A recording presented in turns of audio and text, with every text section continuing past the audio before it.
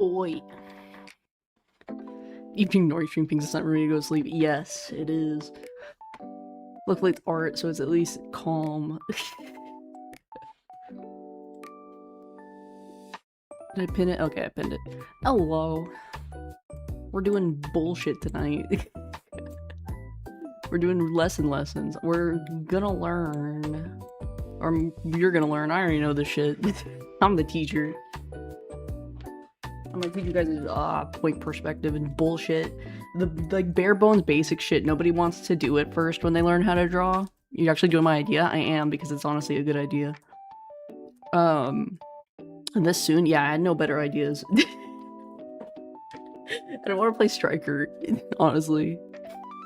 But yeah, we're gonna learn all the easy bullshit nobody wants to practice and learn how to do when they first draw. We're gonna get this one, like, right out of the way. Let me get my paper. It's gonna be probably shit you already know. Like the bare bones basics. We're starting with the bare bones basics. So much so we're starting with point perspective, which is like the easy peasiest shit. I'm only gonna do 1 point perspective because there's no point in teaching the other. There's no point in teaching the other ones. Okay, then I won't get my paper. I mean, if you want to. I'm not gonna teach like 2 point, 3 point, 5 point. I'm not gonna teach all the different perspectives because there's no reason to. I feel like you can get a lot done with a single point perspective. If I get this line straight, Jesus. There we go. So you have your plane. He's 16 point perspective? I don't think so. The most point perspective I've ever had to do myself was 3. It's not too much. I'm gonna shrink this down later too. Yeah. You mention Ube once in a while, so it feels like he was there while watching the VOD. Yeah, that'd be funny.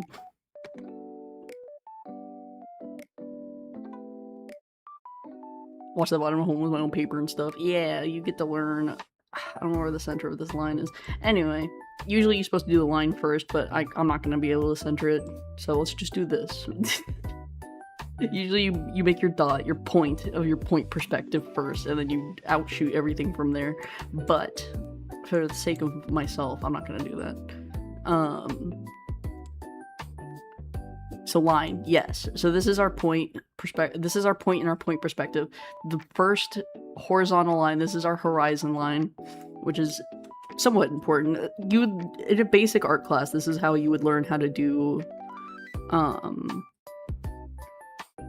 buildings. Like usually in art classes, this would be like lesson 1 buildings is your point perspective. So like this is our horizon line. So everything that comes from this point in our point perspective, we can extrude a line from. Obviously, if you were doing this on paper, you would do this with a ruler. But this is our point perspective.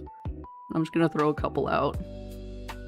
And this is, if you like it or not, fundamentals for drawing pretty much anything 3-dimensional. You at least have to know perspective, which sucks, but it is what it is. These aren't even, and I don't care. This line's off. Gonna fuck with our point perspective. Fun fact, Adolf Hitler was not good at this. He was not good at perspective. That's why he did not get to go to our school. So with our fun little snowflake, you're going too fast. Well, I mean, I am. I know I am. But you can tell my point perspective's totally off. This is okay though, because if you were doing this with a ruler, it would not be this right. It would be about here too. So that's okay. Was that a necessary fun fact? I think so. He was bad at point perspective. Trying to remember how to fully do this. Usually I don't have to draw point perspective too often. I think you would just keep dragging out your horizon lines. Like you'd have a bunch of, well, it really depends. Let's just do that. Let's pick a point to put our foreground. So like say we have some foreground going on in our point perspective.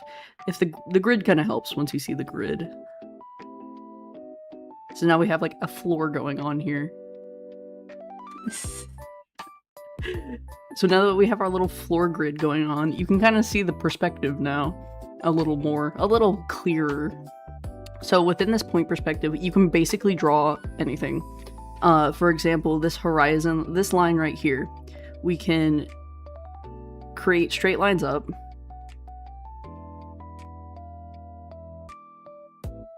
And if you follow your perspective line to connect the top, you now officially have created a box. Wait, maybe I should pick a different color. Maybe that'll help. Have a thicker line. Yeah, if you followed your point perspective and then extruded just straight lines, because horizontal and verticals are always going to be horizontals and verticals, but your perspective lines like these, the slanted lines, these are the ones that are important. So if you carried on from the point, you have these, and we have our straight lines. And you've now created a box on the grid. And technically I could even like keep going here. But you've created a box on the grid. You can make a whole street doing this. The fun stuff, you know? The easy shit that nobody wants to learn how to do. Let's make a box within this grid. Now obviously you can see it, so it doesn't matter. But like, say you wanted to draw something within the grid. Pick black just to...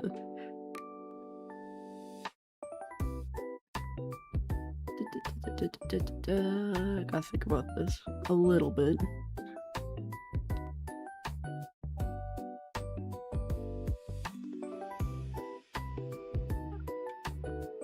Should have just drawn the square first. That would have made more sense. But that's whatever. We're not worried about that. There you go. You can draw things within the grid to create your perspective. But what's nice about this, what possessed you to make this? I don't know, knowledge. What's cool about just being able to do this, just understanding the fact that your slanted lines follow this dot, and all your horizontal and verticals are always going to be the same. Like, they're always going to be straight up and out. Goes in the square hole. It does. You can put it in the square hole. You can work within this box. Like, this can become its own grid. That is not in the middle. This can become its own grid within the box. So if the box is its own grid, then you can create things within the box. So say I'm drawing, like, I don't know, a pyramid within the box. We would have our center of the pyramid landing within these points. We're extruding down to those points within the grid. And then we can draw them within there. And this can apply to other, like, basic rudimentary shapes. But you can cheat it. Like, if you don't want to figure out how to draw something on its own within the point grid, you can cheat and you can put it inside of a box and then break the box down and then work it inside the box to understand the perspective of it a little better. This also works with, say, people. You can draw a person within a box on a point perspective to then further understand where it fits within the perspective. You can break anything down into rudimentary shapes to understand where it fits in a three-dimensional space better. Go inside the box. Yes, do not think outside the box. In fact, think within the box. This is the secret to art. Think within the box. It really helps. You finish this box just for the sake of showing it empty. Drew a box. What's next? So now we have our beautiful box. This was just me talking about point perspective for the sake of explaining point perspective. So now we understand that you can draw the box, fit things within the box. Everything is made of boxes. The golden ratio. The golden ratio is weird. I don't understand the golden ratio fully, if I'm being honest. But yeah. So from perspective, I don't have to freeball try to figure out how to draw like a person standing against this horizon. I don't have to sit here and figure out exactly point for point where he fits within the perspective, because I can put him in a box and I can grid out the box, because every person can be broken down into basic shapes. So you can put the box in the box. In the back, he's always taking notes and nodding audibly every time you finish your sentence. So we'll make our guy blue. Let's keep our perspective lines for the box red. Ooh, I did not grab my line tool. So if we understand that where things fit within the box,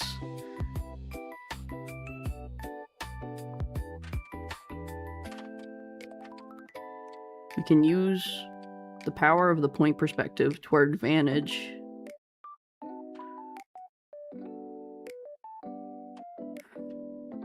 In understanding the grid of the box. I'm 100% losing the point of the box, but it's whatever. So say we're making a guy, and our guy is blue. 1 second, I need the baselines of this bottom part to fully understand what I'm doing.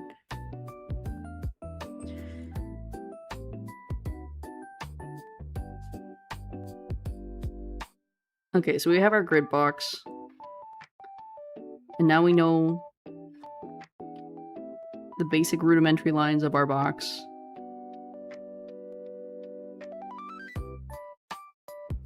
And I'm like bum rushing the shit out of this. We have our box, and we see the grid of our box. It would help if I had a grid tool, but whatever, we can draw this by hand.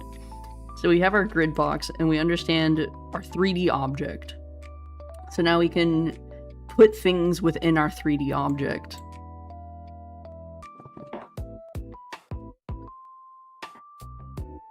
Naruto, hi. Can you? What? Professor Violet, but how to find the center point inside the box? You're still following the point. The point is still the point perspective. You're still using the center point line to determine where it is. Like, this is what you're basing your lines off of, is always going to be this point. At least in 1 point perspective. It's always going to be this 1 point that you're creating these lines from. Like, all of these lines are, at least on this facing wall of it, at the angle, are always going to be from the point. Like, they come from the point. These lines, here, let me pick a different color so it's a little easier to see. This face of the box here, I did not pick a good color. This face of the box that's facing us is horizontal and vertical. So these lines don't matter as much, because this is going to be horizontal and vertical, because it's facing us. Same thing goes with the box behind it, over here, which I kind of obstructed so it would be easier to see. This box also has it. You can, when drawing on paper, you can make the back wall of the box a little thinner or more light, so you understand the perspective of it, like you're putting it behind. It's hard to do digitally. How do you find the center of one face of a box? Square. Here, let me do this. Let me make another one so I can show where it goes within the grid, because I can't erase it and I put too much shit on my point. So we got our horizon line. Usually you would put the point first, but I am being lazy. Because really, you can put the point anywhere on this line. Like, I can put the point for the point perspective, like, all the way over here. This is what, like, 2 and 3 point perspective are worked off of. Like, if it was 2 point perspective, it would be one on either side, and then you would be outstretching your lines from this point and this point, and they would converge in the middle. Which is its own thing. This would be, like, if you're making, like, a Minecraft block. Like, if you wanted it to be, like, from here. That's 2-point perspective. But you can put your perspective line anywhere on the horizon line, technically. Center is always the easiest. But yeah, so you have your perspective you're working on, and I will throw down just a bunch of basic lines.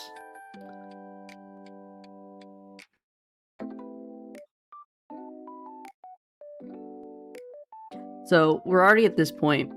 Your horizon lines are always going to be the same.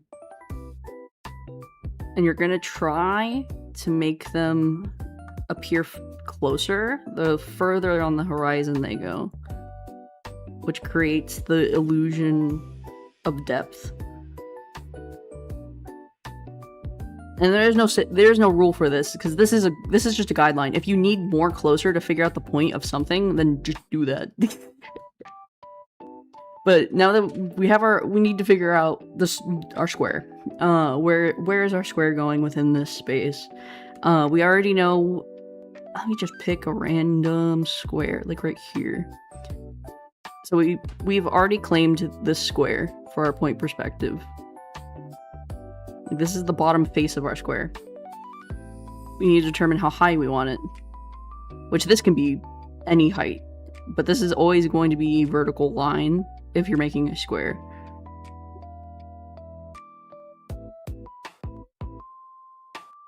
And then you can always even extrude these further. As long as it's straight lines, it doesn't matter, because you're going to use your point perspective to bring them in. Like, say it wasn't on this line. Like, this one's not on the line. You're going to bring this to determine where that box is going to go. And then that's where you would connect it to the other one. So let's do that. We'll do that here, and we'll do that here.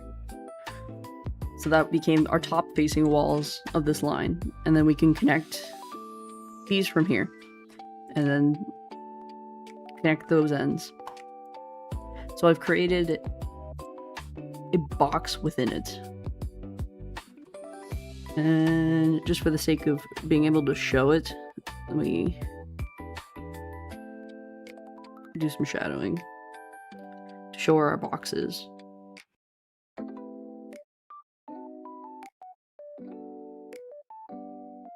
Yeah, fuck it. Let's say it's a cardboard box. Like, open on the face. Say it's open inside.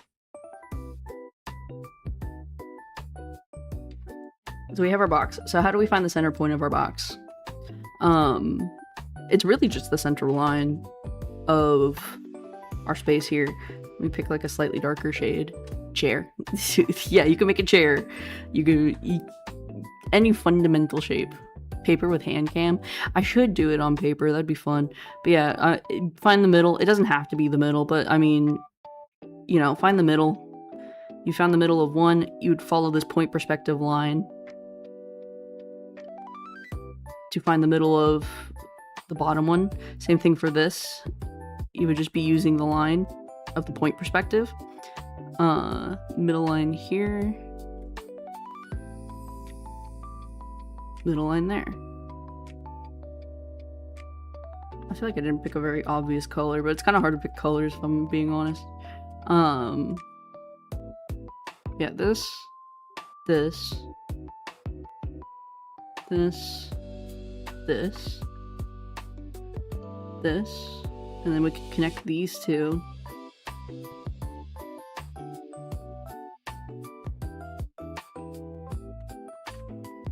So we've basically created an X throughout the entire middle of it. We've given it multiple faces at this point. So now it's like, you know, like a Christmas box. And you would just grid this out. Now that you found the center lines, you know how to find the rest of them. So then you can go through and continue to find the rest of the perspective lines. And I'll go back over this in black and make this slightly less transparent so you can see better what I'm talking about.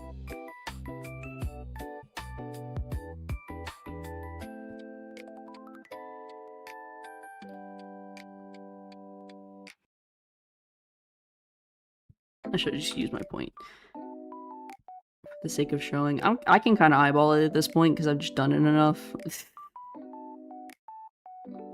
But every part of this face of the grid that you can do within this box. Same thing here. Like, all of this can be done.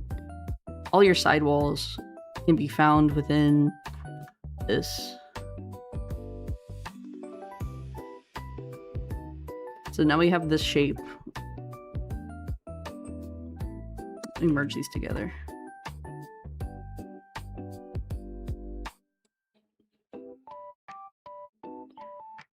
Let me trace it out on top of it so you can really see what I mean. But I can't draw straight lines in boxes. You get a ruler, that's what. Answer my question, Professor. I'm asking how to find the center of the face. You're just eyeballing the center of the sides. I mean, the point. That's the point. Or you mean like these? Like these lines. These are just straight lines. Like if I take away the grid, that's a straight line. Same thing here. With these lines on the box. It's just straight lines. There is no angle. It's just horizontal and vertical lines. So no matter what, on the vertical lines on this side are always going to just be straight lines. The only angles are going to be from the side of the wall facing the perspective. So like these lines. These are the only ones that you're using the perspective to determine where they are. Everything else is straight and horizontal lines. I'm here for advice. We're getting to the lesson portion and then I'm gonna do advice. But using all those messy ass lines I just put down, we can create our box with the grid inside of it.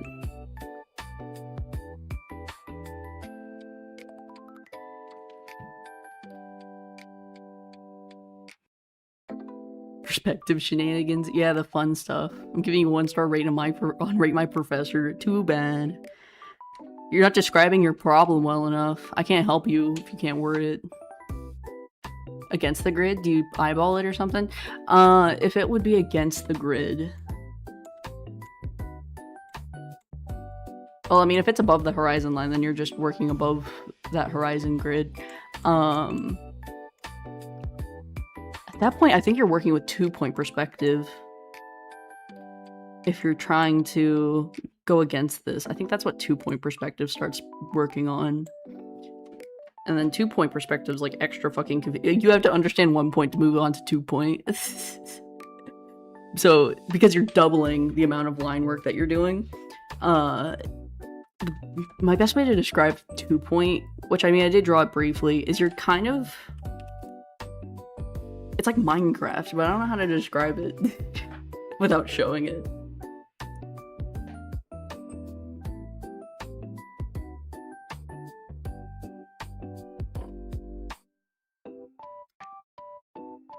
Draw a box, but it's leaning. You would... I started with the fundamentals because it's easier to do that, to explain that. But yeah, basically anything inside of this box...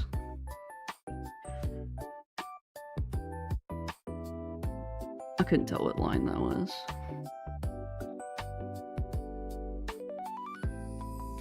Anything inside of this box is good to go.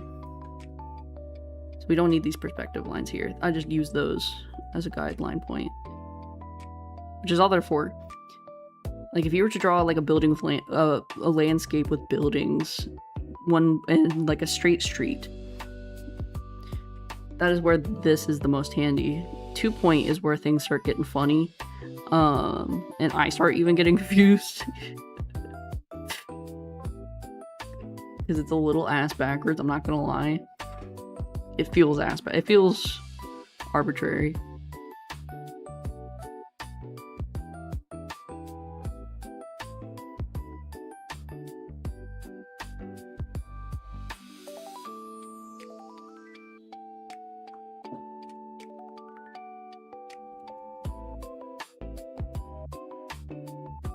I very rarely use point perspective anymore, so I'm trying to remember everything I know about it.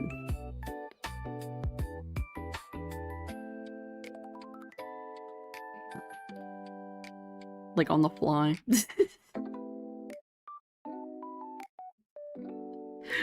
And then we have our connecting horizontal line, our vertical line.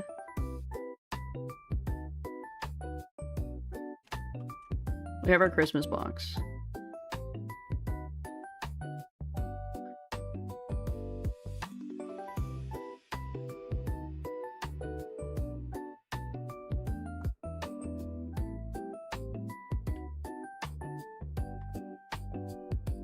Professor, why'd you fall asleep? Don't worry about it. I got epilepsy. That's Rainbow dude saying Yas Girl Slay. What's today? We're learning. But yeah, say we have just our 4 center point lines. We can draw something with inside of this using these points. So if I'm drawing a pyramid, which we already know the base of the pyramid is this square, we're just bringing everything to the center point line within this perspective grid. And then we can erase our perspective grid basically, and our pyramid will be inside where it should be. We're basically creating another point perspective just within the box.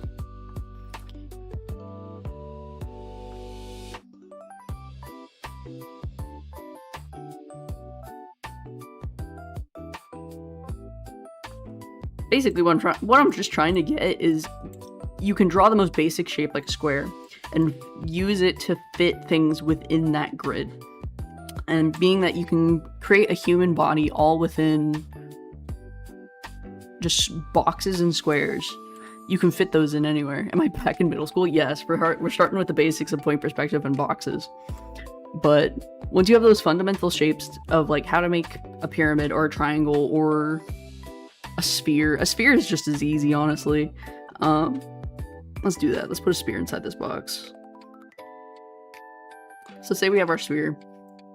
Let's make it pretty much the width of this box. So we already know it's going to fit within this. You see how I want to do this? I don't know if I can make it. Oop! I almost dropped my pen. Even if I can't make it fit within the circles within a grid are stupid easy, because I mean it really doesn't matter. The perspective doesn't really matter. It's more for sharp shapes. Some of the center lines are leaning. How do you make them perfectly centered?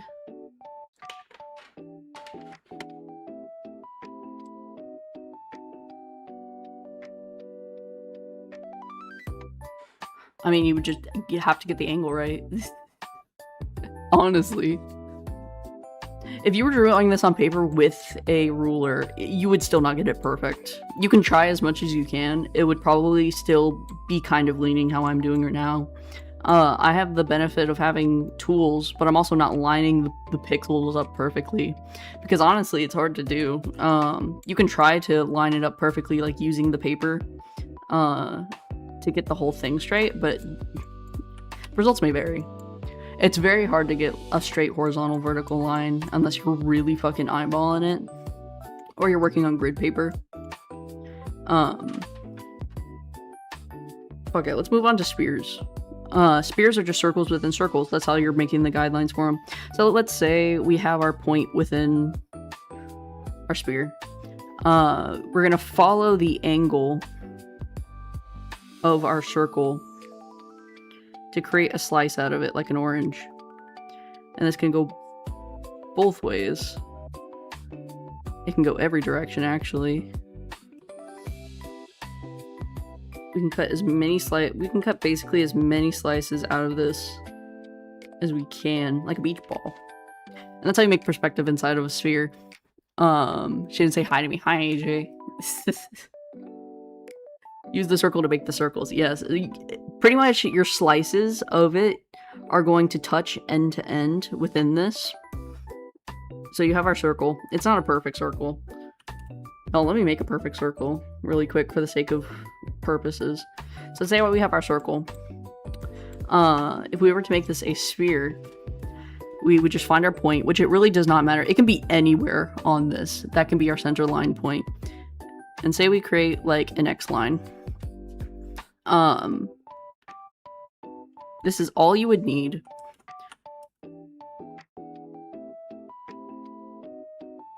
to create your guidelines inside of it. And you do have to follow a bit of this curvature. I can even get another circle to show you what I mean a little bit better. Duplicate that. Oh, it's all one layer. Okay, never mind. Let's not do that. It'll be extra confusing if I do that. So you can put your base point on the grid. This is how you would draw a face as well. What is history talk about? Start at the very beginning. Start the chemical process, the Big Bang, start formation. Yes, we will. But basically, if you're drawing a circle, a sphere from perspective, and you're making it transparent, you're trying to draw loop to loop. So we're going to draw edge all the way around to edge.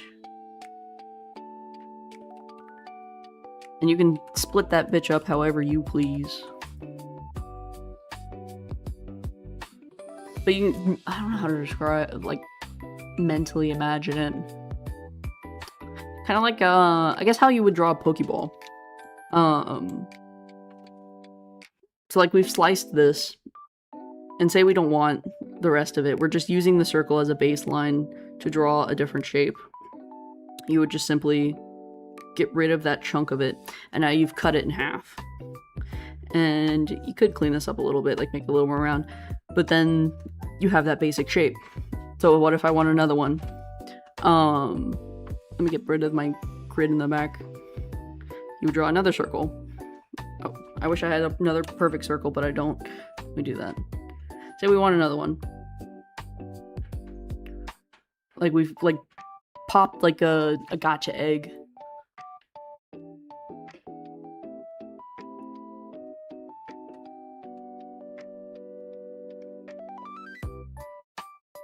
I'm trying to think. Drawing the demon core. Yeah, basically, honestly. Oh, actually, I could use this to explain. So you see how, like, this is still a circle, but I can use perspective to basically find the cut of it. That's kind of what I'm trying to eyeball at the moment. Like, try to show.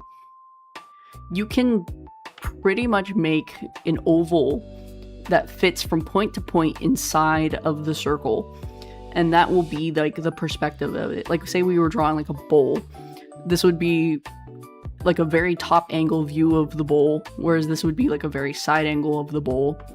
Or you're looking at the bowl from below. So let's leave that here. And of course you'd be freehanding this, and freehanding circles is hard. I'm not even gonna pretend it's easy, it's hard. It's a difficult process. I didn't make mine perfect, but you know what? That doesn't matter at all, honestly. So we've cracked our egg. Our egg has been cracked. So now we have the inner workings of our egg. Pac-Man. Yeah, we got our little Pac-Man. Stop sleeping in the middle of class while you keep nagging at me. Freehanding? Yeah, if you're like freehand drawing this. Like, this one I drew spitballing. This one I actually used a circle, an oval to create the shape of. But these both are still correct. Like we've cracked it. Like a gachapon. Yeah, exactly. Say we want to make it a demon core. You would just put another circle, inside of it.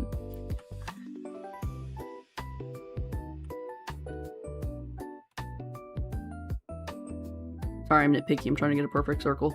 But then we still want the cutout from that. So we'd make another one on top of it.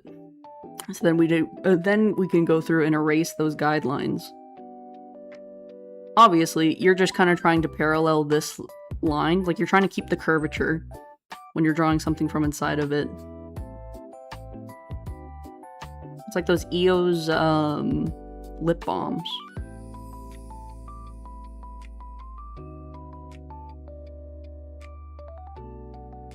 So now it's sitting inside of it.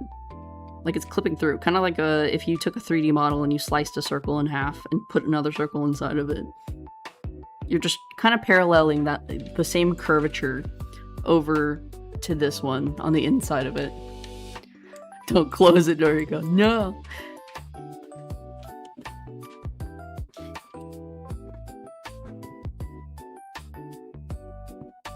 Yeah, we have our demon core.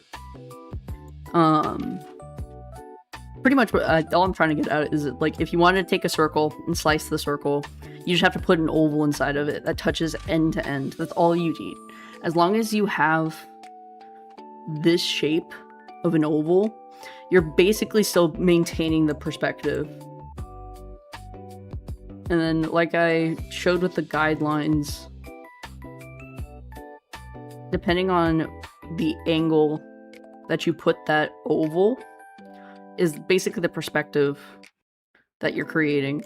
So, like, we've created a ball here. We've created a bowl, basically, and we have the guidelines. Or a basket. You can make it a basket and just, like, freehand follow the same ridges. You've created a basket. Easy.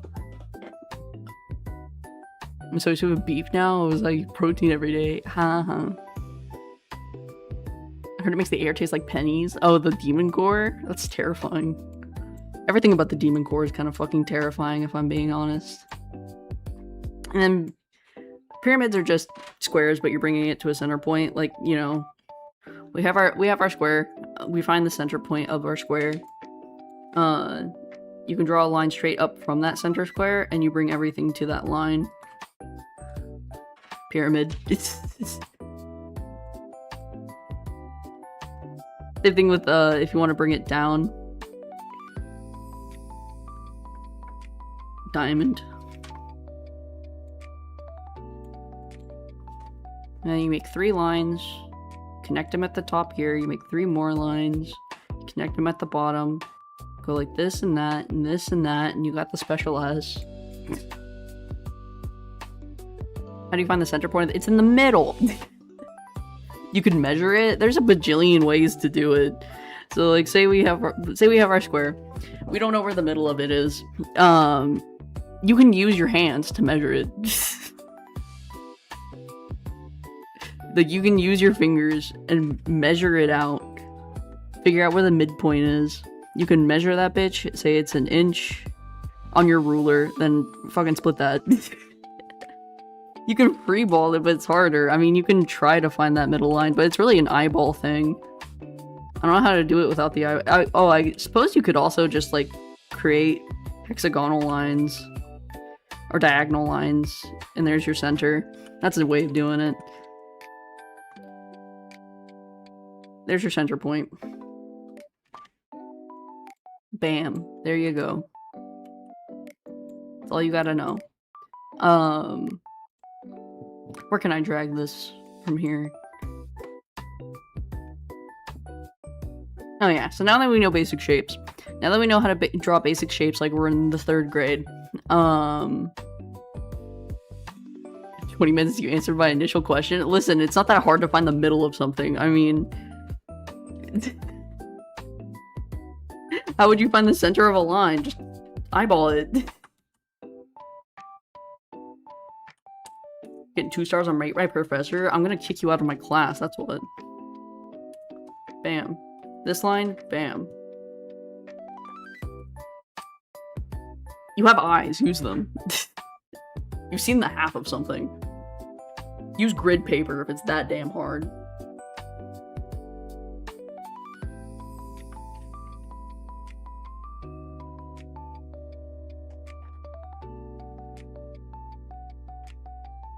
Trying to think. Okay, so anyways, now that we know how to do boxes, let's put that together. Let's put that knowledge together into something. We draw Gundam's next lesson. I actually hate drawing boxes and grids like that. Let's draw a person. So now that we understand how to do boxes, we can put the boxes together.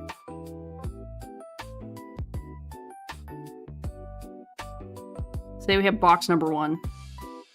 And let me do stupid diagonal lines for Wallace.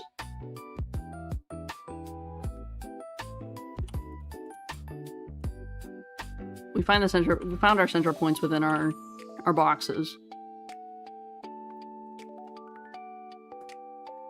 Not too much is oversalt. Oh, rush out your eggs? Ew. Oh yeah, I never talked about cylinders. Cylinders are also, like, just circles. We're drawing ovals. You connect the ends to the ovals. You have a cylinder. Easy peasy. Norco. Oh, hi, screw. Instructions unclear. Drew ube instead. Very easy. Cylinder. Short lines.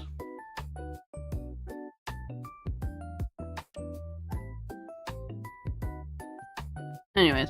We have our box. And of course, you know, point perspective and all that fun shit. But we have our box. This is our head.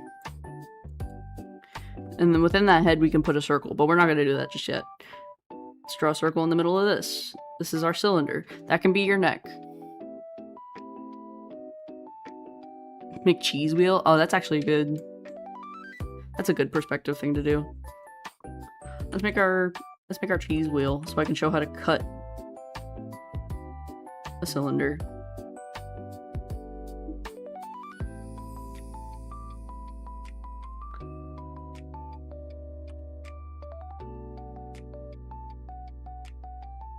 Alright, so we have our delicious wheel of pecorino. Cool thing about circles, any line you put, basically any line you put it through, from end to end, you'll find the center point. For the most part. Say we found the center of it. Let's figure out where we want to put our slice.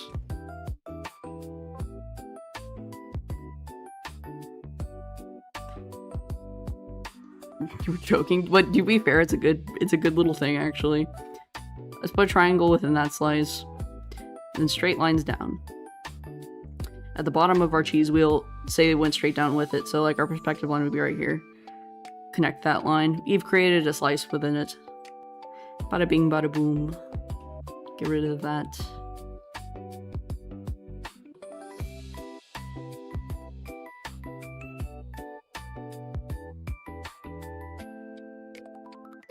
We've cut a slice out of our cheese wheel. All roads lead to cheese wheel. It all works out. Our beautiful wheel of pecorino. Anyways. So the human body is, you can break down into squares. Squares and rectangles pretty much is all you need to know how to make a person. Really don't need a lot of these interior lines that I'm drawing. I'm mostly doing it for the sake of finishing it. So like save this, we have a torso. We keep it going of the face of this. We'll do that. Make this here.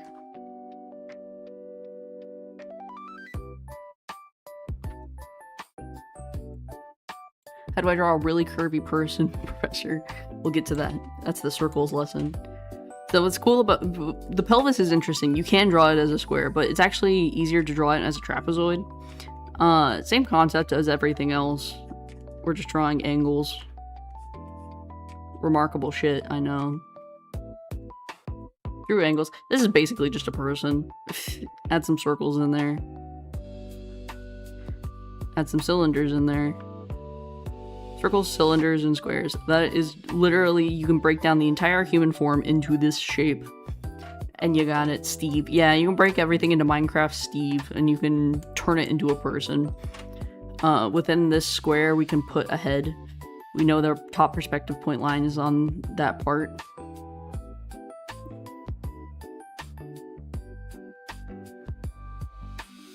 This is the face of it. This is the side of his face. Let me pick a different color so you can see what I'm doing. Actually, technically drew outside this box, but whatever. We're gonna... we have our lines right here within our circle. You can draw the face side of the face. We already know the side of our circle. And bring it down even further. Continuing to use angles. How to chin.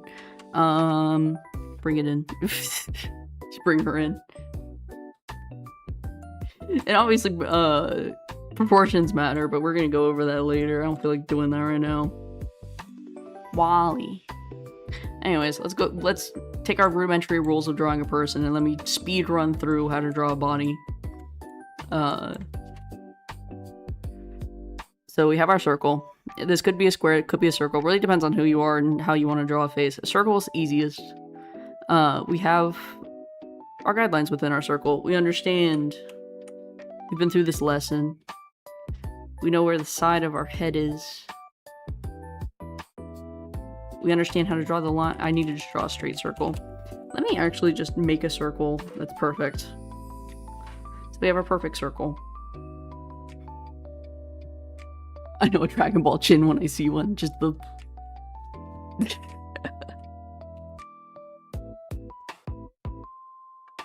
let's put the point right on the top of the head. We already know our orange slices rule for drawing the face.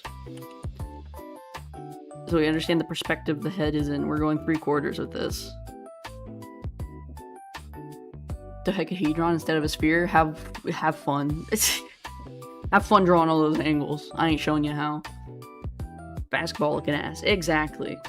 We have our basket. We have our silly motherfucker. We have our line straight down through the middle, both horizontal and vertical, and from the side. So we have our three points. So we have our X, Y, and Z. All of those lines within our sphere. And then how do we use those lines to make a face? First off, this corner, the longest running face of the face, can be here. Same thing with the side. We can extrude these down. Actually, another fun one is to just draw a line right here from the side. Let's do that first. We can draw another line perspective right here from the circle. Like say we can have this circle here, and if you just kept drawing circles, like if we create this point right here, if you keep drawing circles around this circle, eventually you're going to be able to go about out to here. This, along with this face here, this is where the face lies within the skull. Like this is about where the skull would be found, like the front face of your skull. Trying to convert me to be an artist. I'm giving lessons. But we don't want to forget about the center point, because this is where the jaw and ears connect. This is where the ear jawbone section of the side of your face connects to your face. The front of your face.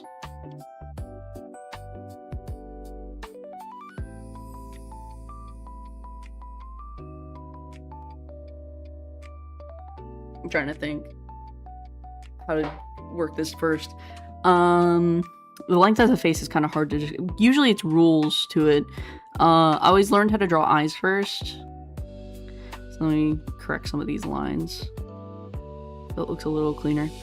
So we, we already know where the side of our face is going to be. This line is going to be our nose, no matter what. So we'll just create a line straight down. We'll worry about... Why does the ear look like that? Don't worry. It was kind of just a quick ear. So this is the dead center of our face. This is where your nose would lie. And the nose, triangle. We learned this lesson.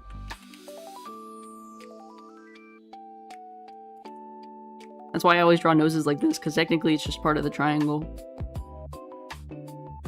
We learned already. That's where the nose goes. I don't remember what the proportions are for the face from the side. I just know what they are. I think it's thirds.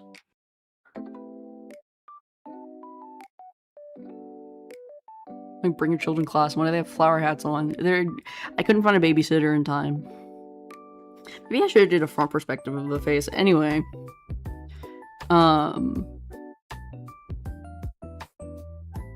We have our rudimentary shape.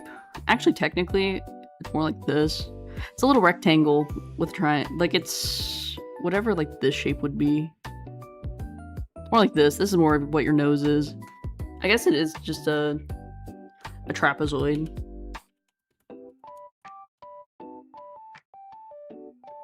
A bit like a crash test dummy. He is. Your eyes are about equal widths between your nose. So, say with the side of the face here, Let me pull out a different color. You're gonna want to keep thirds. The ratio of the eyes. From a perspective, it gets harder. But this is basically the box the eyes would go in. And it's about equal thirds split. So like from a front point, if we were drawing this guy from the front, so far what we have is basically the shape right here. And what I've done is gone ahead and split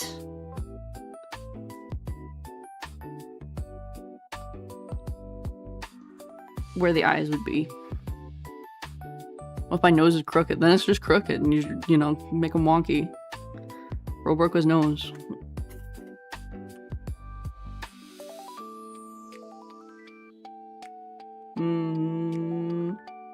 How big is the eyeballs in relations to the head? There is a rule for that. I'm trying to remember. Really depends on the style too, because I mean, like, say you're drawing realism, technically your brow bone eye line is gonna be like really narrow compared to, like, say anime. Anime, you can break that rule a little bit. You can break that perspective. If you were drawing realism, which I kind of have to I have to feel out to really show. Say you have your eye line. Really, you just need the one line. Say I already put my nose in. And we already know in between that is where the pupil is basically going to be right here. And we already know the halfway point from that. So this is where the eye would lay within that. And even these are a bit big. Even for realism.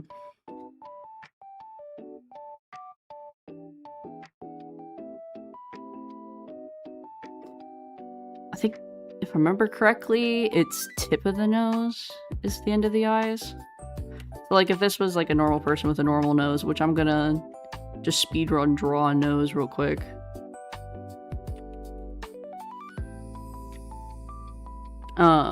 This point and this point line up. And then the brow bone is what also creates the eyebrows. And then your pupil line down to here is basically also how far the mouth goes out to on a normal person. And then the chin is usually just a circle within this perspective. Depending on how wide the person's chin is, that can change the rules of it. If you want to create cheekbones, you can follow this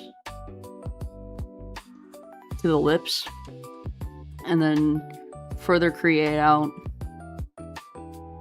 to the chin. The lips fall within the chin line. John drawing.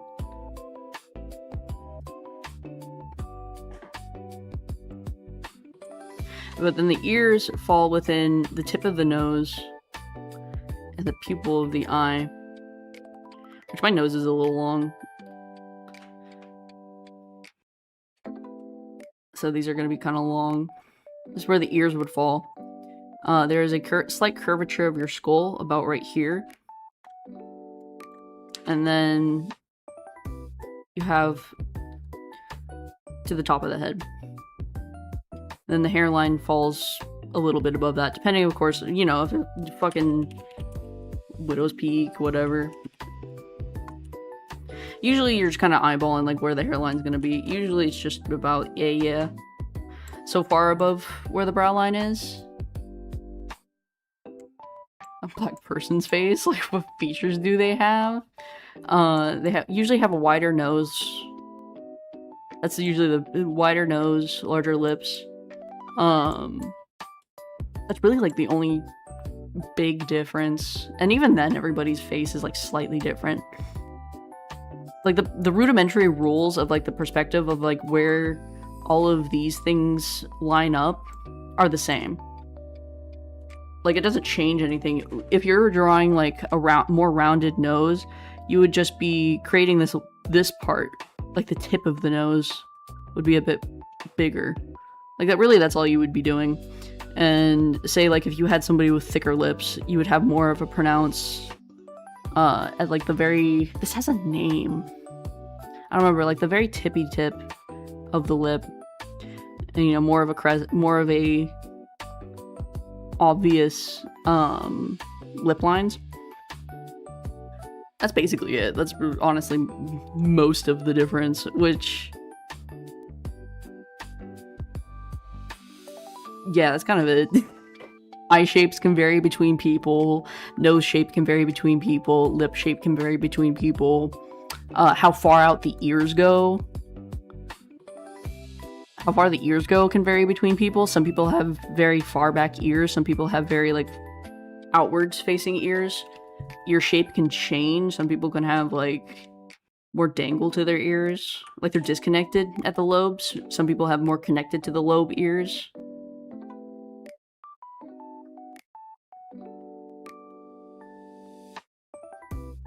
You can increase and decrease different parts of the face to make some things different. Yeah, like, the rules are the same, like, where things are, but you can change, like, how wide somebody's nose is. You can even change, like, how wide or narrow this, the ridge of the nose is, if you were drawing the nose. Like, I could technically bring this out even further, or even more inwards. I can make it straighter or more curved out. You can change people's faces just purely by changing the nose. I don't draw noses. You guys already know I don't draw noses. Same thing with brows. I mean, like, your brows can be very high pronounced arches. You can make them, like, more subtly straight. You also have, like, lid creases, depending on, like, you know, if it's more pronounced lid crease, if you have more of a monolid, or, like, more of a hooded lid where it kind of comes more down right here. You can really change up a face more on the subtlety. Even the eyes, like, you don't have to keep them straight. You can droop them a little bit. You can make them more rounded and wide. You can make them more narrowed down, more masked. The difference between femininity and masculinity, let me just steal this face and make a copy of it, and we'll make it more feminine to show you what I mean. Let me copy this layer. So let's make this more feminine, because let's say this is honestly very neutral. You can really do anything from this, but let's call that our masculine face. Femininity requires a little more subtlety in the features. Less, not even always. Like, it's really super subjective. Usually, though, if you're trying to spin femininity, the jaw is usually the major one. Usually a woman's jaw is a bit different. And again, this is so, like, some women have square faces, some men have very rounded lower faces. It's really dependent on other parts of the features, you know? You can usually give more pronounced, like, eyes, like, detail in the eyes, details in the eyebrows, to sell femininity over masculinity. Lips is another big one. Usually when somebody draws a face and they're like, this is supposed to be a woman, but it looks very masculine, because they know these rules, it usually has to follow along the lines of the fact that something is too sharp. Something's too angular when it shouldn't be. Here, let me erase some of the guidelines on this guy so we can actually see him too.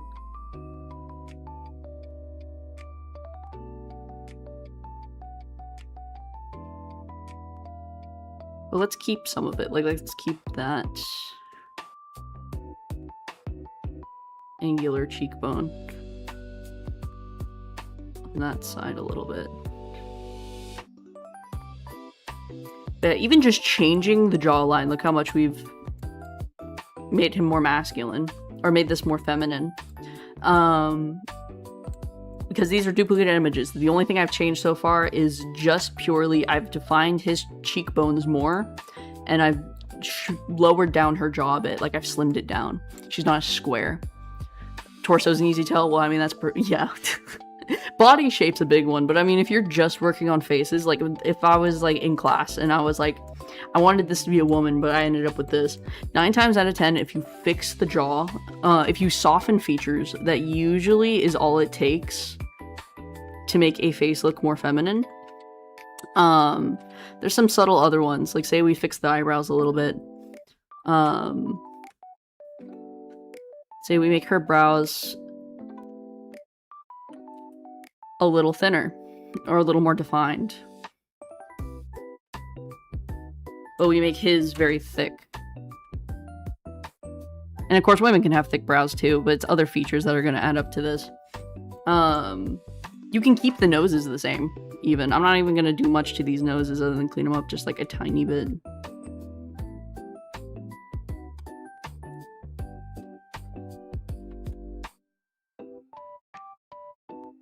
And say with our guy, we keep the nose ridge. To show how sharp his face is. And then for the woman, let's make her nose maybe like a little more narrow.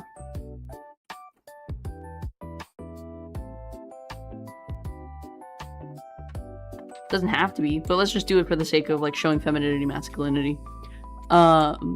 Pupils for women are bigger. Not always true. Technically, everybody has the same eyes. You don't have to do that. One thing for women that will always definitely make it look like a woman is just adding eyeliner. That will always just make it appear more feminine. Same thing with eyelashes. Like if I was going in full detail, and drawing a detailed eye, eyelashes are definitely going to sell that a little more. And men have eyelashes too, but it's more of like how big those lashes are. You can add more features to a face to make it appear more feminine or masculine. Like this guy can absolutely have a few eyelashes, and it will not throw off the fact that he is still masculine. And then you're playing with the fun in between of how do I make somebody look very androgynous. You have fun mixing and matching these masculine and feminine facial features. Like, say we keep this really angular masculine face, keep the really thick brows, but we give him the same face, basically, that she has. You'll still have either a very masculine woman, or depending on the body shape, or like hair, you can make it seem more androgynous. Let's see a difference. Well, that's on you, man. Hair makes a difference too. Head shape, you can also play with the head shape a little bit.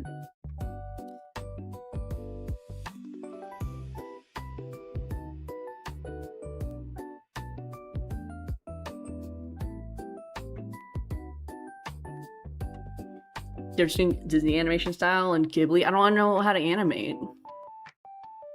I have very thick eyelashes, thicker than my sister. Yeah, it's not always a set rule. It's more of just playing around with the perspective of things, of how to make some, especially if you're playing with simplicity. How do we make something from a simple style appear more mask or femme? Erase some of these lines so we get more of a clear template.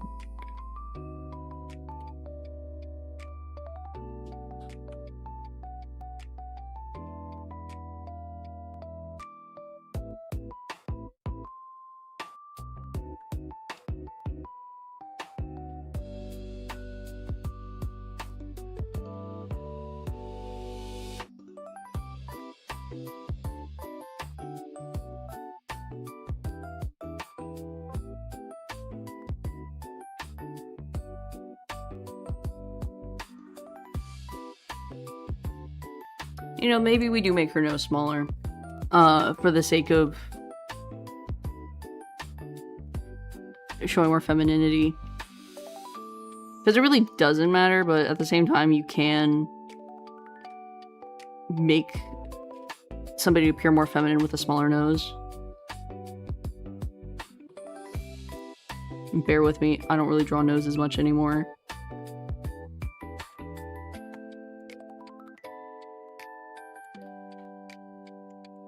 Draw him getting an education. I don't know what the graduation cap looks like. Educated.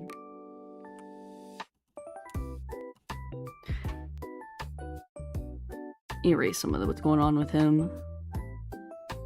So you get more of a clear view. Reason why I don't see as much femme is probably because I spend all day looking at femboys and mask girls. Yeah, that will also spin you up a little bit.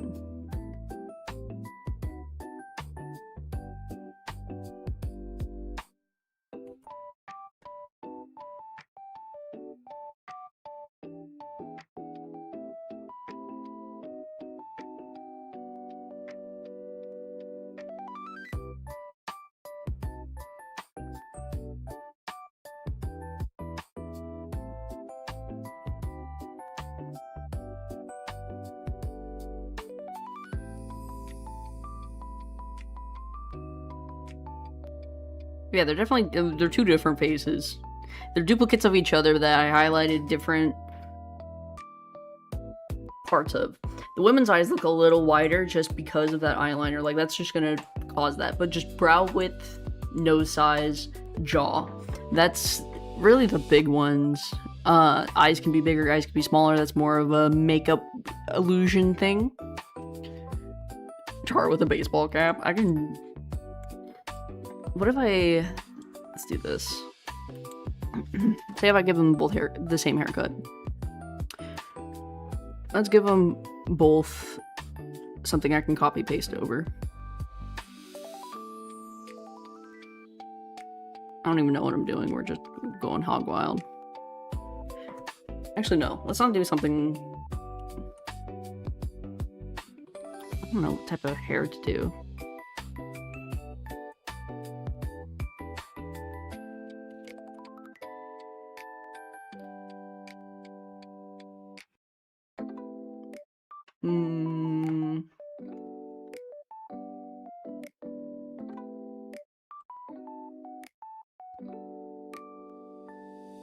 But that's the thing, though. I mean, femboys still read feminine.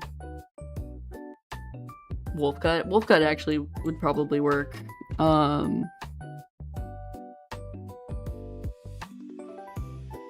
Give them both a wolf cut. Fuck it.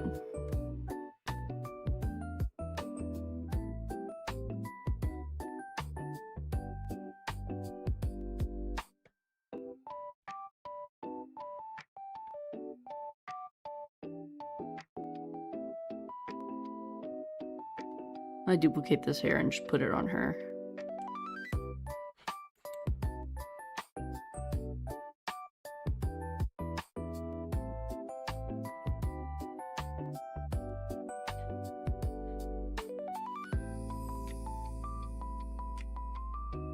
There you go. Violin on the left climbing on you? On my left? On my left or your guys' left? Because, I mean, on my left, he's sleeping. He's... I really see him. He's sleeping. I'm gonna draw them going Super Saiyan. But yeah, like, you can definitely tell the difference. Like, if you saw a mugshot picture and somebody was like, is this a man or a woman? You would probably still answer woman. Regardless or not of, you know, is that a femboy or not. One still reads more masculine. Your left, he's sleeping? He's sleeping. He's going EP.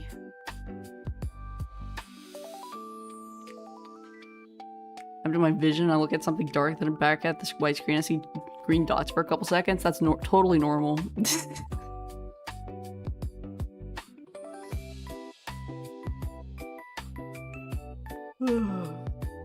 Has your model got the gremlin nose? Because that's what I prefer drawing.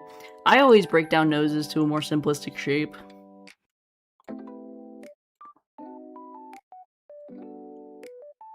Cuties, next question. I'm talking about a binary scale at this point. You know, if you like morphed these two together, took certain facial features off of one and gave it to another, then you're starting to play with androgyny. Which is also acceptable. I mean, you don't have to make the most feminine looking woman in the world. You don't have to make the most masculine looking man in the world. But I mean, if you're predominantly used to drawing just women and you're learning how to draw men, you have to learn more masculine features.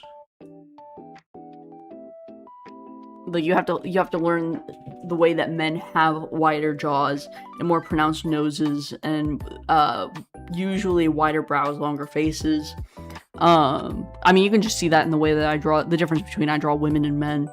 Of course, I lean heavily more in a style, so I play heavily with distorting those features. But even then, I play around with how wide eyes can be and how narrow eyes can be. I bounce around a lot between drawing very wide eyes and very small eyes. Even just the way I draw, like, me and Mute, the difference between of me drawing myself versus when I draw Mute.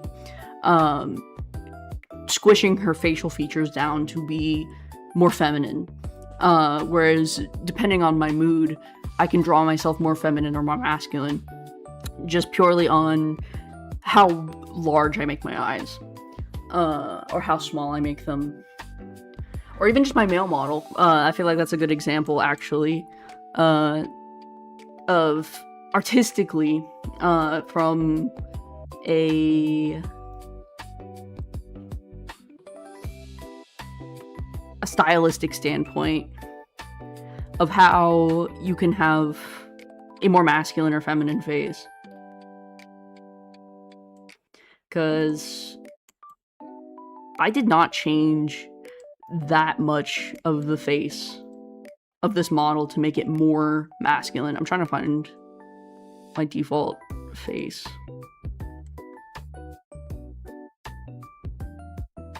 Like, these were the same model that I changed. Let me make my head smaller so you can actually size these up so they're like almost the same size. Like, you can create masculinity in a stylistic way by changing how large the eyes are, especially in anime, or how far the nose goes, how long the face is. Lacks eyelashes, the pupils are smaller, eyes are bigger, head is a little bigger on my female model compared to my male model. They are the same, like it's the exact same base. I just changed a lot of the settings in my face to appear more masculine. One of my family can draw art except me. My brain's riddled with micro tears from being put in high school tackle football as middle schooler. Rip me. My micro tremors never stop. Damn. First time seeing you, so random, but like the little guys on your shoulder reminded me of one OC from Mental Health Channel. I get that all the time. I didn't beat it. Maybe my mental health was the shit. When I did that. Male model's really good. I like my male model. My April Fool's model. But the hair is the same. The exact same things on these. Eye texture is the same. I actually kind of contoured my face a little bit, which you can kind of see, like here, where I contoured to make my face sharper. But the hair, I didn't change that at all. That is the exact same hair on the exact same head, but my head is longer. My ears are proportioned a little differently. My nose is longer. My eyes are smaller. My brows are thicker. I lost my eyelashes. A lot of my highlights on my feminine face are a little different. But in general, the main things that I changed, and the glasses, I made the glasses thinner. It's really just the brows, the eyes, and the length of the face was really how I made like my default face more on the masculine end. That's all it took. I barely changed the textures other than getting rid of a lot of like the makeup-y stuff, and toning down like a lot of the blushing effect that I use, and getting rid of my eyelashes and making my eyes a bit smaller. A lot of it is the exact same. Like I made more subtle coloring choices here compared to like a lot of the makeup-y, like smudgy grunge look that I keep on my other model, just to highlight that masculinity. Glasses make a big difference. Glasses do make a big difference on a face. Making them thin made them more masculine. There's definitely just like certain shapes. Neck is wider on this model. Same length, just wider. My head is smaller on the body. It's little stuff. Like, you can definitely take something feminine and make it masculine. It's not impossible. And you can play with the androgyny in the middle of that as well. Like, you could take this and make it more feminine. I just tried to slide it to masculine as much as I could. Because, like, if I just took some of these features, this face, and changed some of these features, it would come off as more of a feminine man than it would just female. Same thing goes with this model. I could have given it more feminine features to make it appear more like a feminine male than just masculine.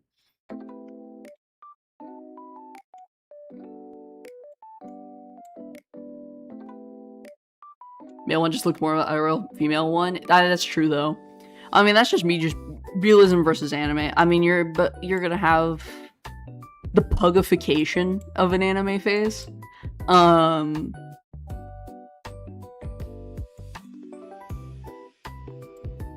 With pugification, I mean like the moe thing, where like the eyes just get big. You get these really big eyes, very small face. That's stylized, whereas technically this is closer to like the scale of a real human face. I feel like with anime that happens a lot, is a masculine face is more on the scale of realism compared to like an anime woman. An anime woman is very stretched and the proportions are heavily changed. Tomboy and Tom Man. Mew's greedy, she's greedy. But I mean, you can play around with it so much. Thank you, Nori. It is true though. Like there's a pugification going on with anime women. Like the proportions are stretched more on a female face. That's just how it is. That's just how it is. I don't make the rules. That's just how anime goes. Like the eyes are just bigger. Like if let's do that. Let me hide these layers. And let's compare and contrast the proportions of these faces. Actually, I wonder if I can... Let's get, I'll line them up a bit. Make them the same size.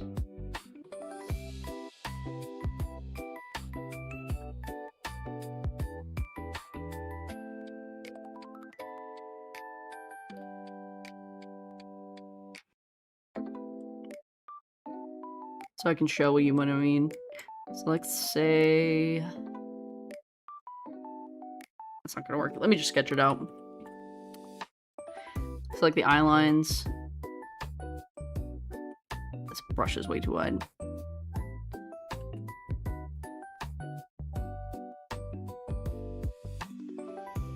From here.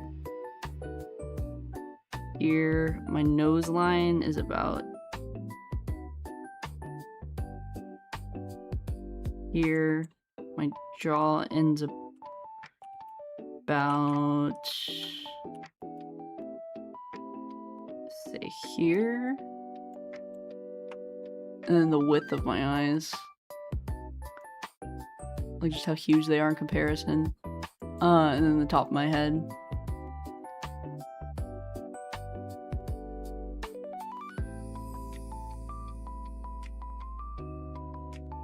I don't even need to go that far. Let's just do it like that.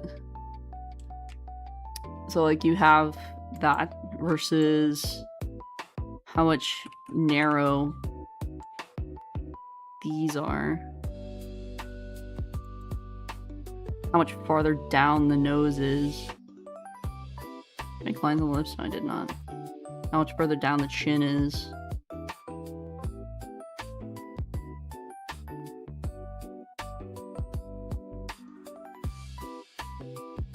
And then let's say we hide. We move these.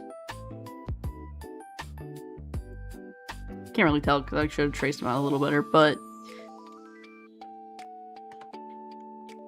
even if we just line up,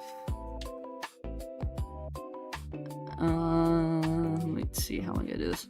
Let me line up from the top of the head here, just about here. So like the top of the head's even at this point. My eyes are wider. You can tell that instantly how much higher this comes up.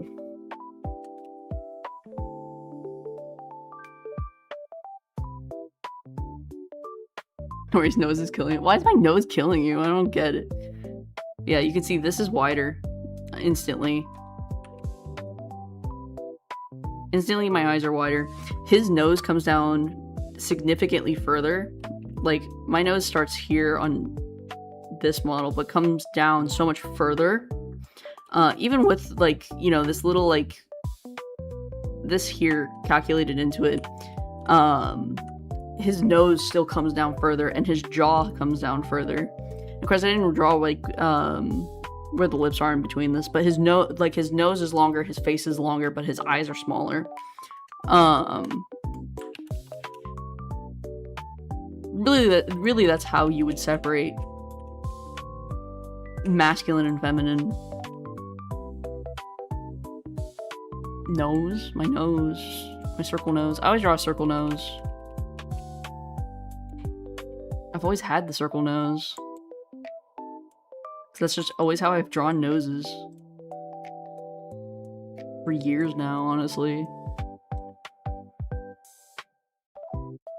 Yeah, when I draw faces and I draw them fast, like, you know, and I just go like this to draw a nose, that's because I already understand where the triangle is. Like, I understand this curvature of, like, where it falls within this line. Because really, every time I've ever drawn a nose, like, in school, you already, like, art school and stuff, in art class, it's this shape, and then you would add circles to it to create, like, where the nostrils would go and stuff. Like, if I use this as a guideline, you have this as your nostril line to draw that nose. I don't like drawing noses. That's mainly why I do it, because you have to draw a nose. You have to have some sort of semblance of, like, where the nose is. You go into Nicole. Yeah, there's very subtle differences. That's hard. They're not totally obvious unless you like really look at them both. But they're there. I did change the face. I did not just like swap the face textures and called it good. I changed my face shape to make it more masculine. Because it looked really weird before. I don't have any images of it before I changed the facial proportions, because I started playing with the facial proportions first before I changed the textures.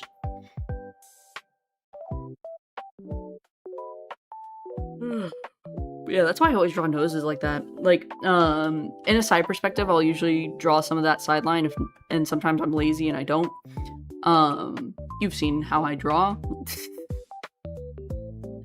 And also, if you're drawing from the side, you can just use the eye line here, or even the brow line, to figure out where the nose goes.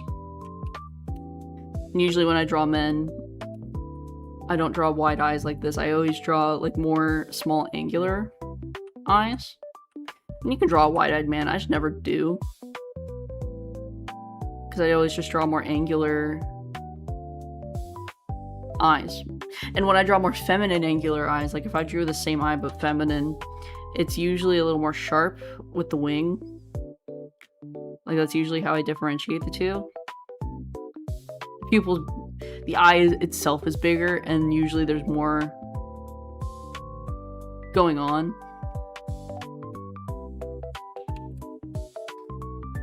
This was a stream about perspective. But we lost the plot. No, I'm just rambling. Did you do hair yet? Hair,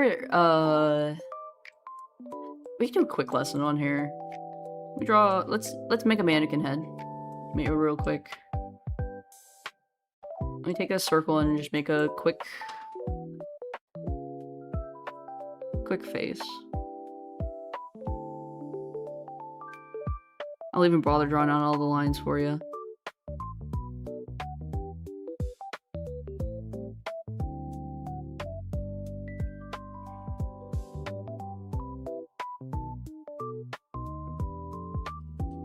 So hair. Hair is something I struggle with a lot.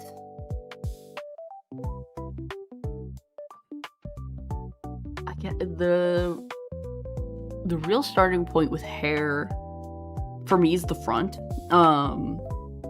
If it's bangs, you don't have to worry about where the hairline necessarily starts. Usually you have a starting point in the middle, like when I draw like my hair, because I have the pattern of my hair so nailed down. There's always the center point like I work from when I draw hair. Like there's always a middle that it comes from for me, because everybody's got a hair, like, you know, the part in their hair, and it doesn't have to be a point. I always do a point because it's faster, but it's technically a line that you would start the hair from. Hair shape can change. I draw spiky hair. It really depends on necessarily just what you're drawing. The idea is lines and ribbons, though. So, like a ribbon, say we have this line of action. You know, this is going to be one face of it. Now, this where it's coming through and down is going to become a new face where the hair is twisting. Hair is basically just ribbons on a more complex scale. Like if you're drawing very flowy hair. Cowlick? Yeah, kind of just cowlick. Where should Nahoge go? Usually it's wherever the bangs meet. So like, usually when I draw Mute, like say if I'm drawing Mute and I draw Mute's hair and I give her bangs, there's a chunk basically that I create with her bang line where the rest of her hair goes. And then this center point, that is where her little ahoge goes. Usually it would be right where the bangs meet the rest of the hair. So like if you had some bangs going on, and then you had like the rest of the hairdo, usually it slips perfectly right in where that hair meets. You can also make it coming out of a point like this. Like it's coming from the very top of the point, or it's a part of a chunk of your hair.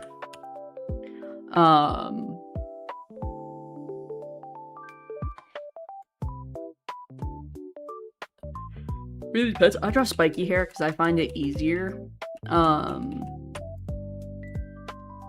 Center point doesn't really matter. I just kind of like figure out a shape I like. So usually it's all this type of motion. Usually big chunks to little chunks. So you have big chunk. You can add some like little tucked pieces, but it's always big chunk, little chunk, because it creates more diversity in the lines. So like if I'm trying to think, let's draw like a big piece of hair.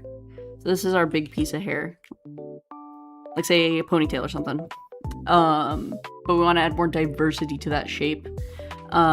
You can have pieces coming out of it that are smaller, and it doesn't even have to be like fully disconnected either. You can have like tucked pieces coming out of it like that, like little pieces that just come out and come back in that are following that same line, or even come down with it and just kind of stick out like near the end. Usually if that's the case, you can actually blend them until a certain point. You can add shapes on top of this. That's also a nice way to add a little more diversity in your line strokes. Is adding shapes within that shape. There's also where it comes together and disconnects again. Like if you had a piece of hair like this, you could have where the apex of this is, like the widest part of it, you could have it come out and back in, and then you would thin it as it comes out. So it goes thin, thick, thin. So you want it thin coming out at its widest as at the apex of it, and it thins back out to blend back in with the rest of that hair piece. And that's how you get those like fun little hair loopies.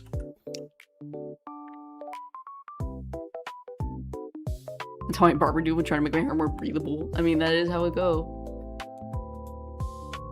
Little hair thing, how do you actually shape it? Or is it just an anime thing that doesn't have rules?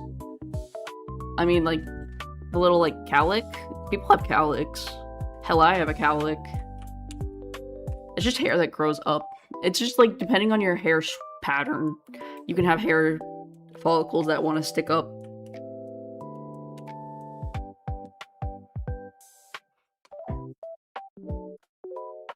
But, I usually don't draw flowy hair. You could also technically follow this line through, and then you can create, like, little ribbon effects with the hair. Very nice.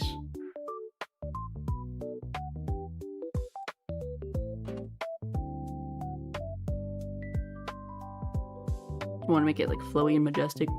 I'm lazy. That's why I draw very spiky hair. Just add some like diversity in the direction it goes. But even then, I fall victim to creating too much of the same width and shape, because it's very easy to do. Very easy to Lisa Simpson yourself, and just like when it comes to drawing spiky hair. So a lot of the time, what comes in handy with spikes is adding a lot of line variety in the width of it.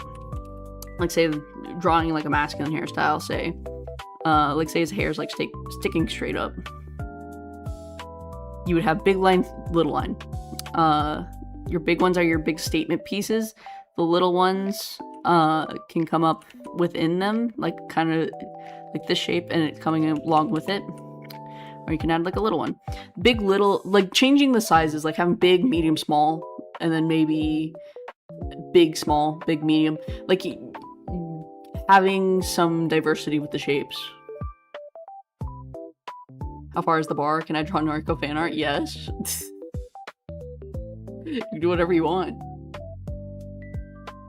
People got little hairs on their heads that defy gravity. Yeah, it just grows up. But let's give this guy, like, say, a mohawk or whatever. We've already given him a medium and a smallish type hair, and a big one next to it. So let's give him like another small one. Let's give him another big one with like another one attached to it, and then like a medium one and a small one, and then we can just keep layering this of spikes. And say he's got like the little Gohan thing where it like comes down in the middle. You can have variety. Variety is important for hair. It gets very stagnant very quickly.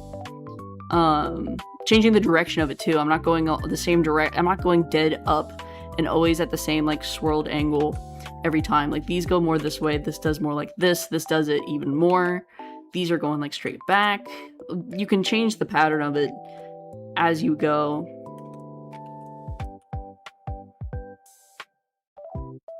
And create line diversity. It also helps if you do digital art to be very loose and fun with this layer and sharpen up on it later.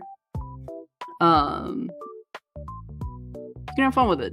Oh my god, Super Saiyan. Thin hair just be really thin or short. Short hair does that more. No, like go Saiyan with hair products. That's not true. You can just cut it short. Like really short, like buzz cut.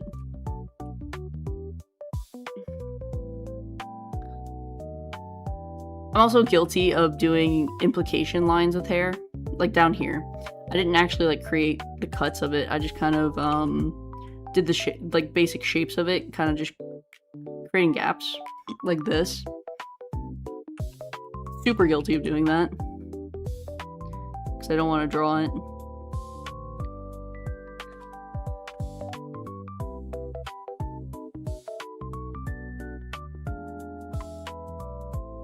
Yeah, line diversity, very important for making hair look good. Moving it around a bit, you know, changing the directions, the thickness of the clumps, especially if you draw spiky or hair, the thickness of those clumps, the direction that they're turning in, the patterning that you have going on between thick, thin, and big. That all changes it. Same thing with drawing like very smooth, silky hair. You'll want a big chunk, and then you want little chunks coming out of that big chunk. And then you would just be going section by section, like figuring out like, you know, her bang lines are gonna be that big sections, little sections. Her side hair is gonna be big sections, little sections. The back of her hair is gonna be made up of multiple big sections, little sections. That's just an easy way to break it down into something that's more workable, rather than like being like, oh fuck, now I gotta draw like this whole head of hair. If you break it down into like the major groups of bang sides and back of the hair, it becomes a little more manageable to go through and like draw every strand of hair, because you're like breaking it down into sections. You're like, okay, this section of hair is like this side bang, or like the side of her hair, and then behind that is going to be coming through following with it, and that's going to be like, this is like where the back of her hair starts and flows down to. So maybe it's longer, and maybe like the side of her hair is up here, and like, you know, her face is going on over here. That's how you'd be, and trying to keep it even as well when you're going on to the other side. Like, obviously, you know, not always, depending on like how hair is parted, how it's cut, whatever, but trying to keep that shape going equally. I'm gonna have fun, everyone learning the Art 101, learning the bare bones basics. Ever buzz your hair? Probably not. Honestly, probably not. Anyway, what else you got for me? I was gonna do like just rudimentary basics, but like those are so boring. It's really boring. I hate, like, it sucks because it is like the groundwork for drawing everything else, is understanding three-dimensional shapes, but it's also very boring to draw three-dimensional shapes. Same if you were at environmental factors, water, wind. But wind changes things. Like this hair definitely is wind. Like, he might have hair that faces downward, but wind catching it is gonna move it back like this. If he had, like, you know, actual normal bangs, like say he was riding a bike or whatever, that would push it back like this. Same thing with like these swirlies. Like, this would be like more common if the wind was blowing through it, it would knock it back a bit. So like, somebody might have, you might have like a female character who has usually just very, I need to just draw this bigger. I need to draw a little more detail to it. So you would have like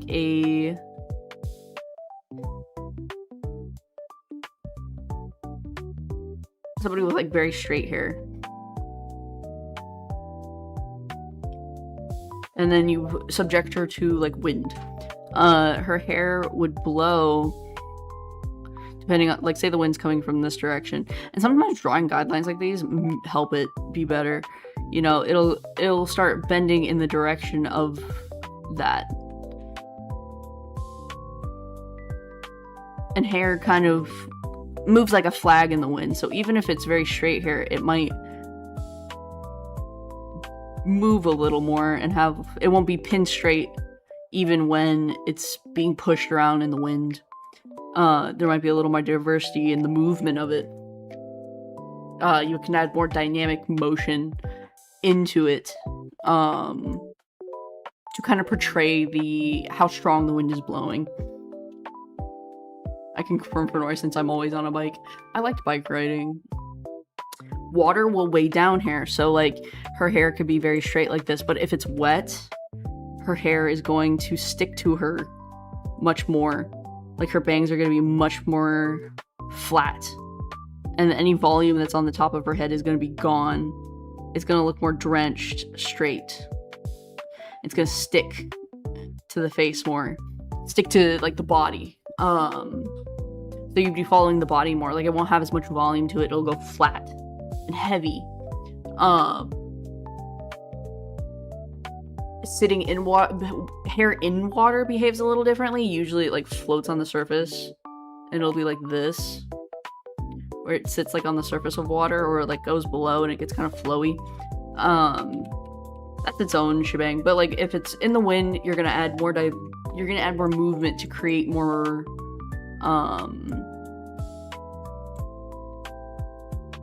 I guess action within it. If it's wet, it's going to get pulled down like it's heavy. So it's going to behave less like everything, and then it's just straight down. Remind me of the anime episode where somebody drying a girl's hair. Well, I mean, like, anime does this a lot.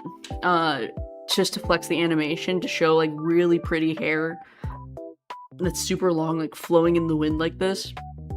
But if you're drawing a still image and you want to give the perception of wind, you can have a character who always has straight hair having it like pushed and kind of like moving like a flag in the wind, or like ribbon. It helps to carry that idea of wind Same thing goes if somebody was like jumping. If somebody's falling, the hair is going to be pulled with that in that direction.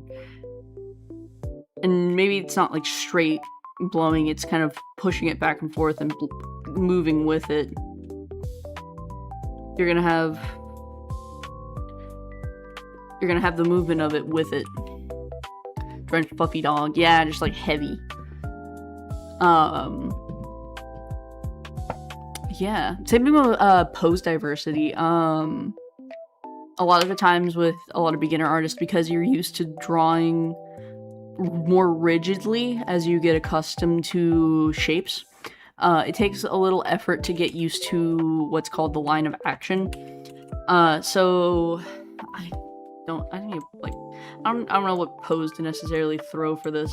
Let me find an image, a stock image that I have to use as like a line of action.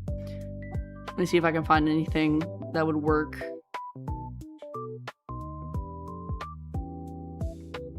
Just to like show the line of action.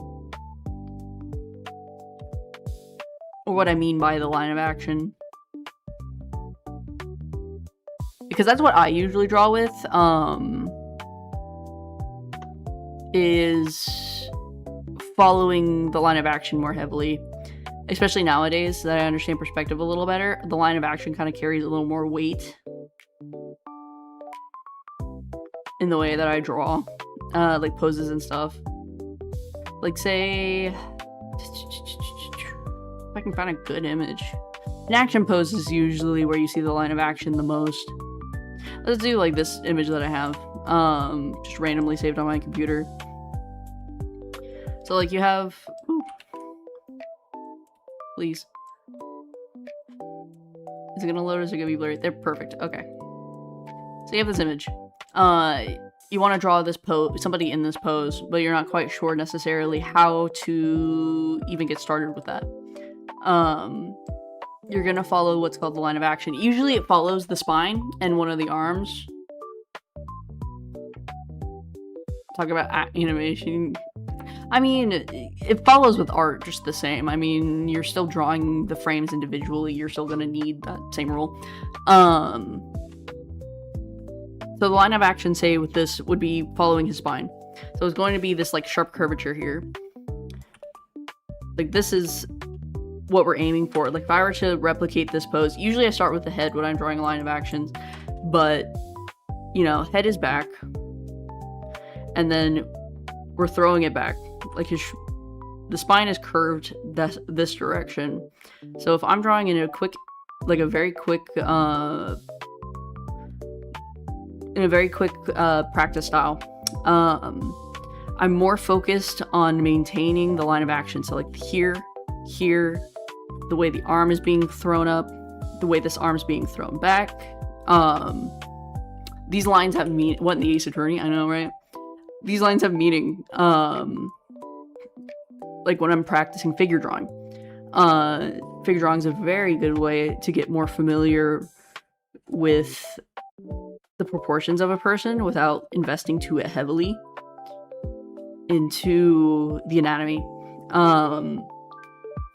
Because the idea is mostly to get the movement of it, the general vibe of it, than it is to get 100% accuracy in what you're drawing. Like the goal is ultimately just to get the shape in. Like you're just trying to. How do you gotta go? Don't worry about it. Don't worry about it. I just had this saved on my desktop. But you're more focused on the momentum of it, like the energy of the pose, and that helps when you are focused more heavily on the detail work or like the actual proportioning of the body. Like just having this basic shape that I drew in like under a minute, you can go and further correct this down the line. But as long as you have the basic energy of it, you have a very diverse a very, what's the word? Dynamic. You have a very dynamic pose. Clothing wrinkles when moving too, to be honest. Rather drop out of art class. It's not that bad. You just have to understand, like, where things move within the cloth. Cloth is hard. Cloth is not something I'm willing to teach either, because I'm not the best at it either. I built for this. It's okay. But, like, we have our basic understanding of, like, where the head is, where the body is. And then you can sharpen up your details after that fact. As long as you have, like, the most bare bones basic understanding of, like, the general energy that you're trying to capture, you have it, pretty much. Like, that's all that matters. Like, very fast gesture drawing will 100% help improve not the anatomy of your art, but stiffness. It helps with the stiffness. Crazy arc, crazy arch, but it helps. It helps. Because, like, if you're stuck in a stage where you know how to draw a person, but that's very stiff, line of action helps with that in particular. Because it is a wall you hit eventually. Like, you know how to draw a person. Like, you understand, like, this is how long the torso should be. This is how long arms should be. This is how big a head should be. Like, you understand the proportionings of how to draw a person, but everything comes out, like, super duper stiff. That's where line of action practice really helps, because you're forced to think less about the anatomy, and you're forced to think more about the posing itself, which is very helpful. Because, you know, like, you get very fixated once you know how to draw enough, that you get very fixated on, like, stiff posing, and it is a wall that you hit where you don't quite know kind of, I guess, like, the limits of, like, how a person can move. It's weird. Remember the one episode of Invincible where Mark met Wizard Dog and authors, and met the Wizard Dog author, and how they cheap out in the animation? Well, yeah, everybody does. Every animation does that. Everybody does that. Yeah, just with, like, having, even if I just got rid of this and, like, found another one, let's do another one that I can do very quickly, so I can, it's all about that one starting line. That's, like, really the major one. And it works with any pose. Dynamic poses are better. I'm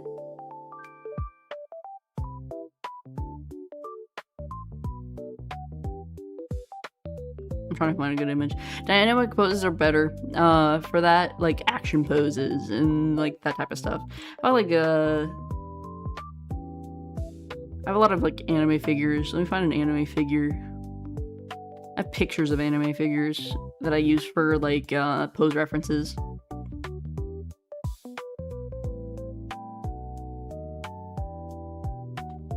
Let me find one, if I can find one.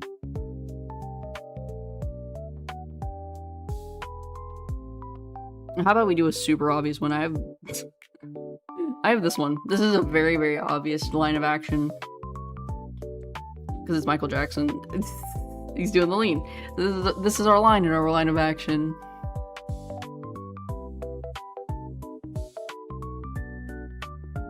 Invincible, invisible, what's the difference? This one's very obvious line of action, because, I mean, it's right there. Bam. But it's more than just this. You could draw just this very rigid, what do you have that? I edited one point with it, so I just have it. You could just keep this, and that's your line of action, but really, if you follow his spine, it's more like this. He's a little more curved. There's a little more happening in the curvature of his body. But you could easily just be like, bam, line of action. It helps a lot with dynamic posing. I don't have a lot of images of dynamic posing, because usually when I practice line of action, I have a website that I use for that. So I don't have a lot of images that are useful for really like showing it. Or the pinups. I don't feel like showing the pinups. I'm trying to find just like an action pose. I don't really have a lot of action poses saved to use for that.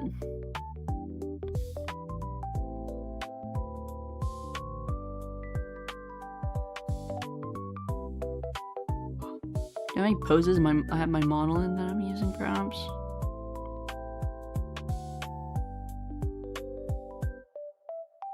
Not really.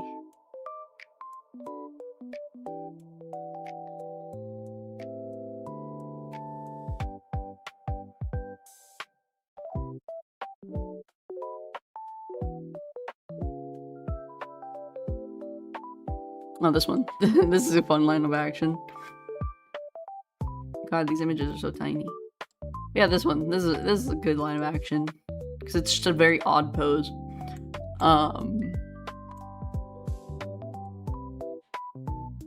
Any MJ pose is good practice. That's very true. Guess bro likes MJ. No, I did I edited something and I used that image in it. But yeah, the line of action in this one is mostly from arm to leg, because this is where most of the dynamic is happening. It's mostly this. Like this would be, in the most basic terms, your line of action. Because this is the direction the arm is going in, this direction the torso is going in, and this back leg. So you would have that, like bare bones here, that's your line of action. And then from understanding where this line is, we know where the head's going to be. We know the arm's gonna outstretch up here. And then you would just squeeze everything else within your understanding of that dynamic. And usually line of action gesture drawing is very quick, like this. Like you are drawing in under a minute. It's purely just to get the fundamentals down, and like usually nothing more. You're usually trying just to get as much as you can in the dynamics of the pose as fast as possible. But even if the proportions are off, you can still tell what the pose is.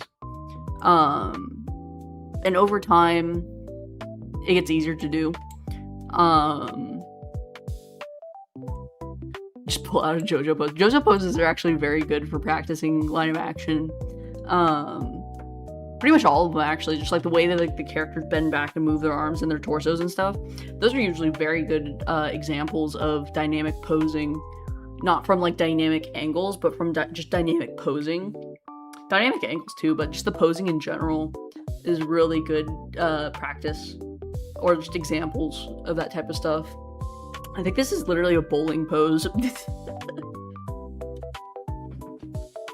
But yeah, that's a good way to unlock past the stiffness that comes with learning how to draw bodies. Because inevitably you get stuck there.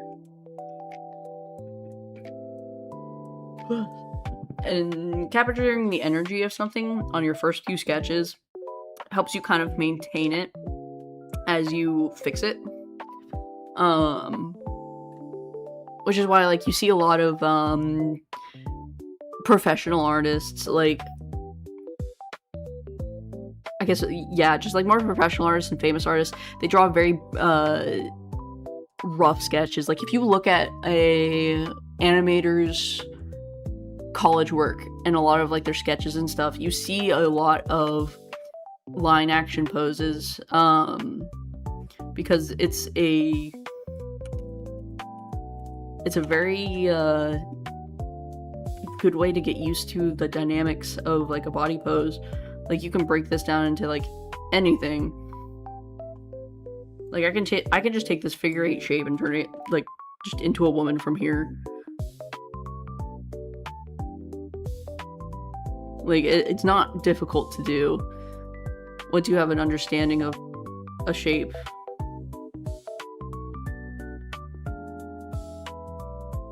You can just run with it.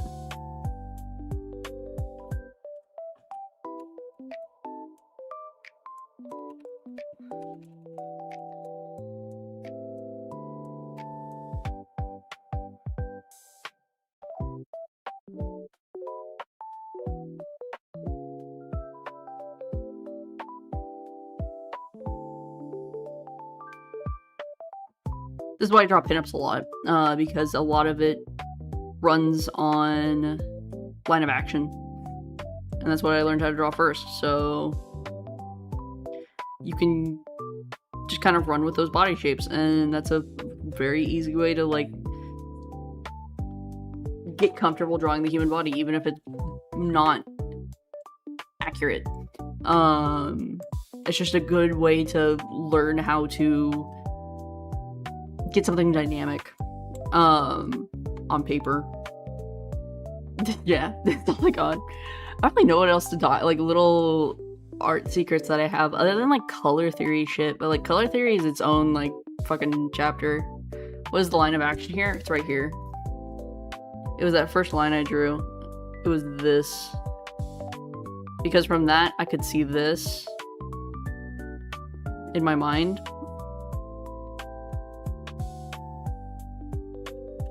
And that pulls the pose out.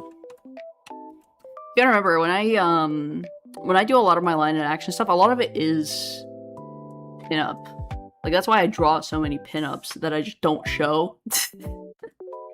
Because, I mean, it all starts with, like, a line of action drawing, and then you just hyperfixate on the line of action drawing, and you can pull more from here.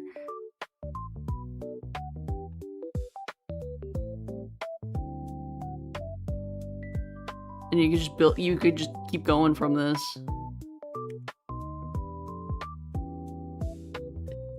And you know, like, the torso's off proportion, the legs are wrong, and you can sit back and fix that as you sketch it out. Yeah, like her arms are all wrong, unless she'd be having like her hand on something. But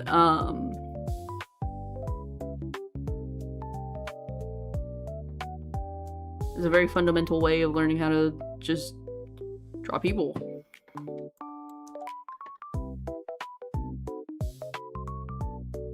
You know that one internet mystery about the striped dress? People can't agree if it's blue and black or yellow and white. I thought it's yellow and white and it's just a shadowing trick.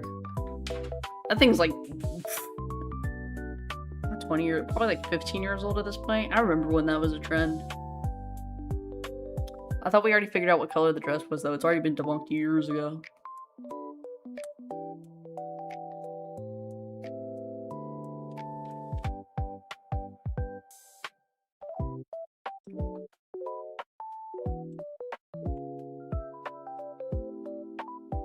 Yeah, the human body's crazy. It's hard, but it's also not. Like, if you look at, any, like, postmodern cat girl pose, very true. Even, like, a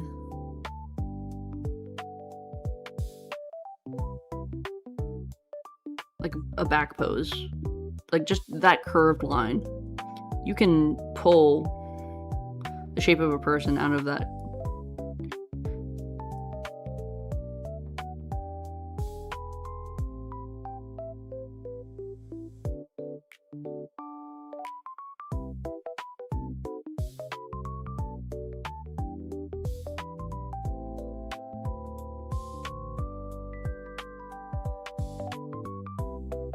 Like, it becomes a person very quickly.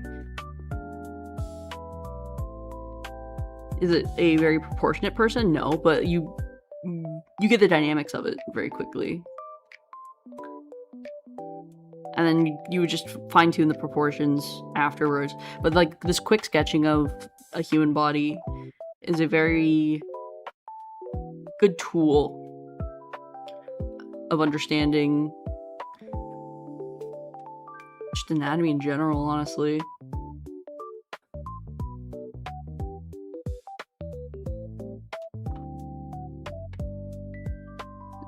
Zamwashikana. Yeah, I mean, yeah, I saw it. Remember, I was trying to paint match this shade of orange. It was always too light, and it turns out it was because I kept changing places with the light. There was shade versus light in the room. Yeah, it'll do that. Oh, you want to see something, something trippy? What color theory? Look at this. Just play Mecha already, or stream for what? Listen, I'm kind of scared to play Mecha. Because I'm worried. Every time I join like a mecha lobby, it just all hell breaks loose. There's slurs being thrown around and shit. Let's play color wheel. Let's play around with the color wheel. So we have reds. We have our blues, and we have our yellows. It's not even a true yellow. That's a true yellow. And then everything in between it. That's our primaries. These are secondaries. And then right in between you have your I'm trying to remember what they're called. Tertiary colors.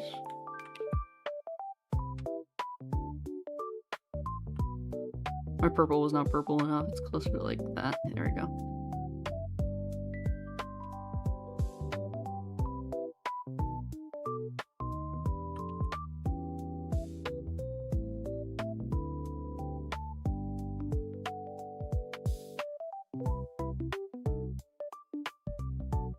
Yeah, anyways, opposites. Those are, technically my color wheel's off, but, these colors are all opposites to one another, and that can be important, when picking out colors for something, is understanding the opposites in them. Usually with a color palette, like, for example, my color palette are opposites on the color wheel. I'll even show. That is not the right window. I'll even show. Let's look at the color wheel. Let's look at me on the color wheel. Because I have, primaries are red, blue, green. Listen, I'm whatever. I'm talking like the bare basics. Nobody's gonna understand the difference between... Digital art actually relies more on, what is it? Magenta, cyan, and blue. It's magenta, cyan, and yellow. That's what... You have RGB, and then you have, the way digital art colors work is different. Different systems. There's different color systems for digital art. It really depends on the rendering. It really depends on blending, like what color palette you're working on. You can actually use magenta, cyan, and yellow with a paint palette. Like you can, that's usually the way ink works. Ink works with those color schemes rather than using red, green, blue. We know you're Timu Trunks. I am Timu Trunks. Where's that image of me? There we go. So you have my hair color, which falls snugly in the blue-purple range. Right here. Here, let's even look at the true color, which is technically periwinkle. Violet's technically more on the pink scale. I have periwinkle. So my hair lands on this side of the spectrum. My eye color is directly opposite. Like, it's pretty much the exact opposite color. It's not exactly, but it's damn close.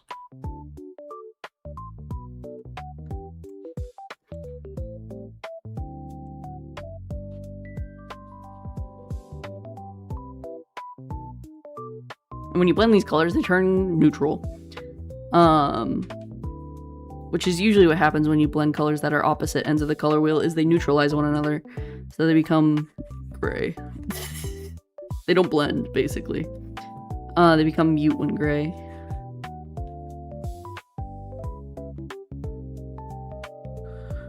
Obviously, RGB works a little bit. Like, you know, if this was real paint, it would just turn gray.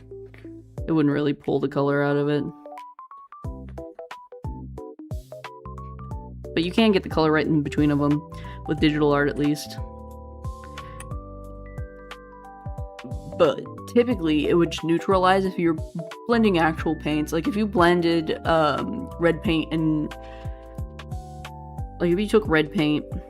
Oh, I don't have a...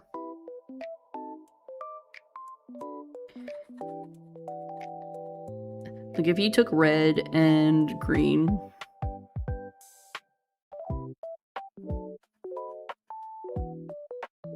and you actually blended them together, like really blended them. It's a little the color wheel works weird in digital art. It becomes neutral. Like this is brown. It's orange, but it's brown. It would neutralize. Your eyes green like that IRL too? They're actually hazel. I have hazel eyes, but the hazel eyes are weird and they change. They kind of change depending on color, like what colors I'm wearing, if it's light or dark outside. Why just mixing a bunch of colors make brown? It neutralizes. It's hard to show digitally, but it has to do with value. Like, I'm kind of blocking the color wheel again, so it's kind of hard to show. But this is okay. So you have like the color wheel, which is this, and then within the color wheel you have the value. This is the most saturated it can be, and then these are desaturated. When you mix paint, the color particles within the paint basically are the pigment is very tiny particles held together with a binder. Like that's what makes paint the color that it is. When you mix two paints together, they can neutralize one another. And so what that means when you blend paint is if I put green paint in my, if I have a bright red paint and I want to neutralize it, you can mix green in there. And what that does is it slides it on this end of the saturation scale. It usually goes a little bit both ways. Like it's about like this, like it'll do this number. So if I put a little bit of green in there, it's gonna blend it down to like this. If I keep adding green to it, it's gonna keep pushing it down here. But it's also going to be pushing it towards the other end of the color wheel. Like it's gonna keep moving it along with it, and that's what pushes it to brown. Is it's slowly sliding back to being green, but at the same time it's losing the saturation because it's being diluted with the other color. That's the opposite of it. So it becomes brown. Whereas if you mix colors that are two primaries, usually they just end up like becoming purple. So like if I'm starting with blue but I'm mixing red into it, it's going to keep sliding down on this scale, and it is going to lose a little bit of saturation, especially with actual paint. But because of it being pushed on the color wheel, you'll notice that most colors, the opposite color of it is a primary color and a neutral color, or a primary color and a secondary color. So like red's opposite is green, blue's opposite is orange, purple's opposite is yellow, or yellow's opposite is purple. So you have your main primary colors, the secondary colors are their opposites. But because of that, it gets pushed on the color wheel. So like this yellow is getting pushed closer to being purple, it's going to turn brown. Like it's going to lose its saturation and it's going to slide more towards over here, and it'll probably end up somewhere. Well, it also depends on like the shade of purple, because you know, being a secondary color, it slides on the scale of being closer to red or blue. But it'll slide on the scale a bit and it'll get neutralized. The same thing will happen. This is also what happens if you mixed red with a bright green. It would turn into like this neutral green. It'll just keep getting pushed closer and closer to that other color until inevitably it becomes brown. Warm and cool colors. Yeah, that's another way to say it, is warm and cool colors, but they're opposites. Like if you look at the wheel, they're opposites. This wheel, it looks a little different, but if you looked at like a primary school color wheel, it's split up into thirds, and that's why, because they'll become opposites.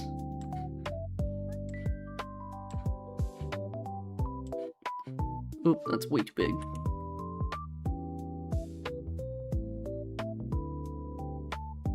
Like,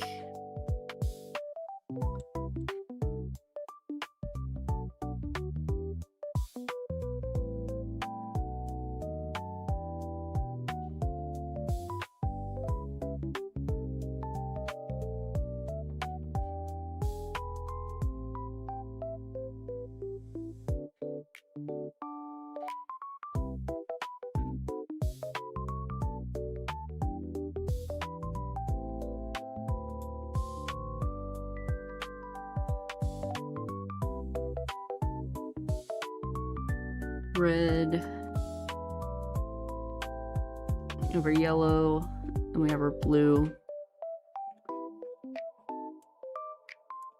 And our colors in between that. They're on opposite ends of the color wheel.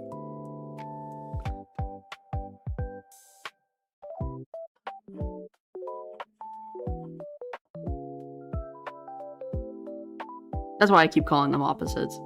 It's because they're opposing on the color wheel. On like primary school color wheel. Or, you know, like these line up. Like these are colors that are opposite. These are opposite. These are opposite. But they do run on a warm to cool tone scale. They're contrasting colors, if I remember correctly.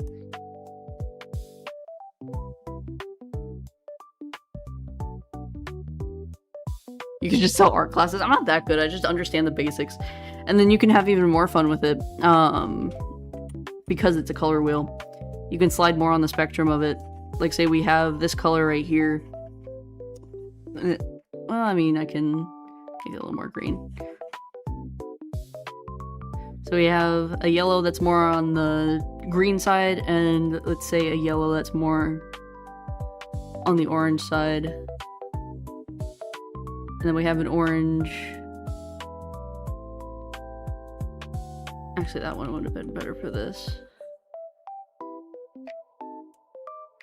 Then we have an orange that's more on the yellow side. And an orange that's more on the red side.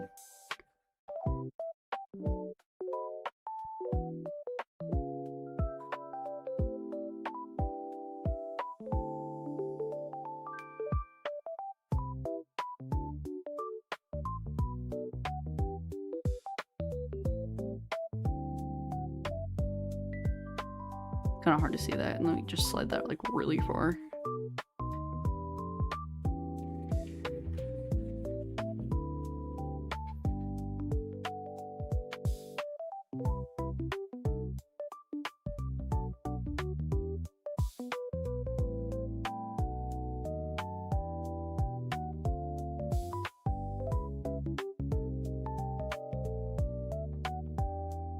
But yeah, you can, this crossover works still.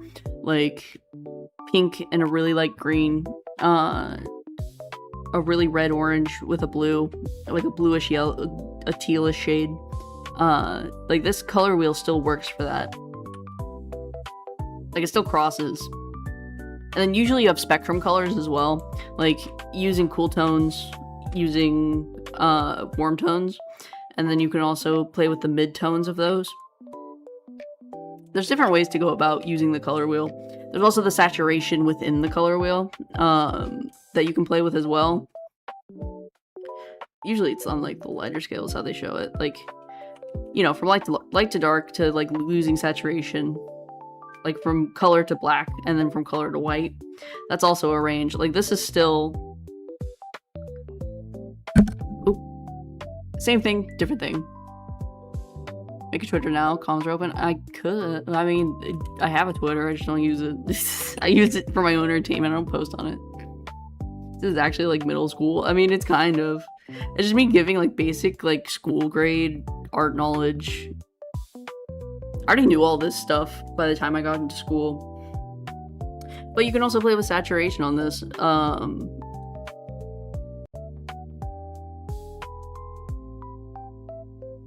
know how to...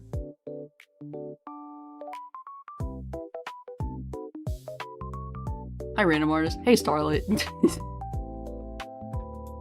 Oh, I'm E. Wallace the Crow. Make a Twitter. Oh, then do that. Oh, I made a Twitter now. I see. Congratulations. It's horrible.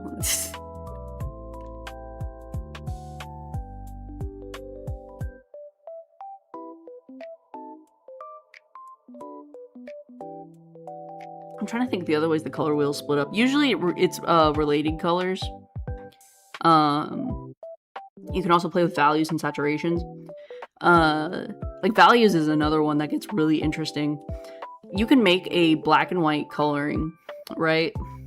And the colors won't matter. Like, it's weird. You can break color theory, like, really easily.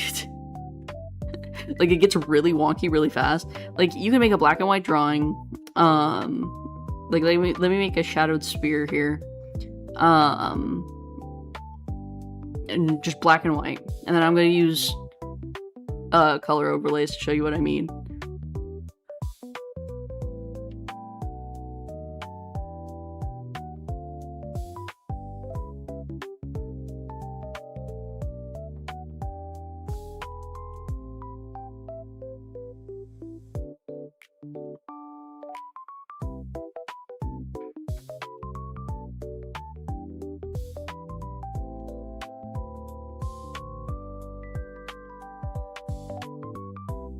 So we have our spear, and it's in black and white.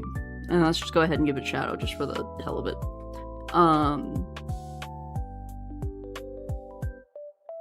So we have this grayscaled image. You can use any color, as long as it's the same saturation, to color it. So, like, I can take entirely different colors. Usually you work from warm to cool. But like I can take, like, say a neutral there, a blue here, and let's bring it all the way up to like a pink on this side. And as long as the values match, you're pretty much good, honestly. Like, it'll click. So light is warm, everything else is dark. Or blue, your cool tones are dark. It tracks. Like, it'll pick up on it. The colors match. But you can play with this scale so crazily. It doesn't even have to be like this. Like, skin tone is where it gets really crazy. Because of warmth and dark. Kind of north is that color mixing thing. Remember, as I'm getting a fat F on my score.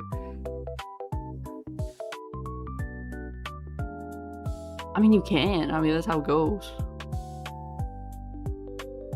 Todoro's cosplays where Goku started getting armor content from that. Nice. Just draw us the manga panel already? What do you mean? Yeah, skin tones is where that gets weird, because technically you can put anything in a skin tone.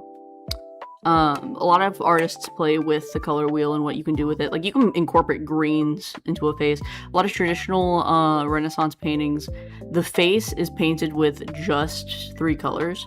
Like, a lot of Renaissance artists only had a handful of colors to work with. Like, you see people with like crayons and color pencils. As long as you have the primaries, you can make anything. Y'all remember the skin color crayons? I do. Oh, there's also, I always wanted to explain this because a lot of people get mad about mixing paints, it's really hard to mix a purple.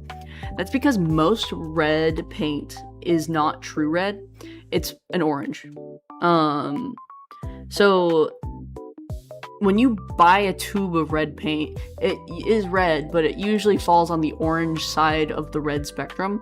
And when you mix that with blue, even a true blue, it ends up more muddied. You usually won't get a true purple from mixing paint unless it's a red that is in the magenta end of the red spectrum. I believe it's cadmium reds, which is very common in painting, are on the orange side of the red spectrum. I'm trying to remember what the color red that falls under the pink end of the spectrum is called, but that's the red that you need to get to purple. Most red paints are not in that range of red, so it's really hard to like get that, like, the red dark orange. Usually that's why. Is cadmium red a true red? It is a red, but it's not the red you need to blend a purple. And I know this is really hard to see. Like, you can't really tell the difference between these shades.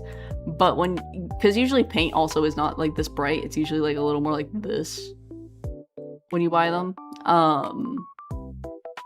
Like, you'll squeeze it out of the tube and it's like, you know, it might be a little dark like that, or it might just be really bright like this. But you need a blue that can pull from the color from the red. And usually you need one that's in the right range to pull that off. And usually it has to be these two. I'm trying to remember the name of it. Azulian? It might be. But Phthalo blue is a true blue. There's also blues that follow closer to the green end of the spectrum and they're just dark. Like a Prussian blue is usually not a true blue. It's usually more like this, but this falls on more of the green end of the spectrum.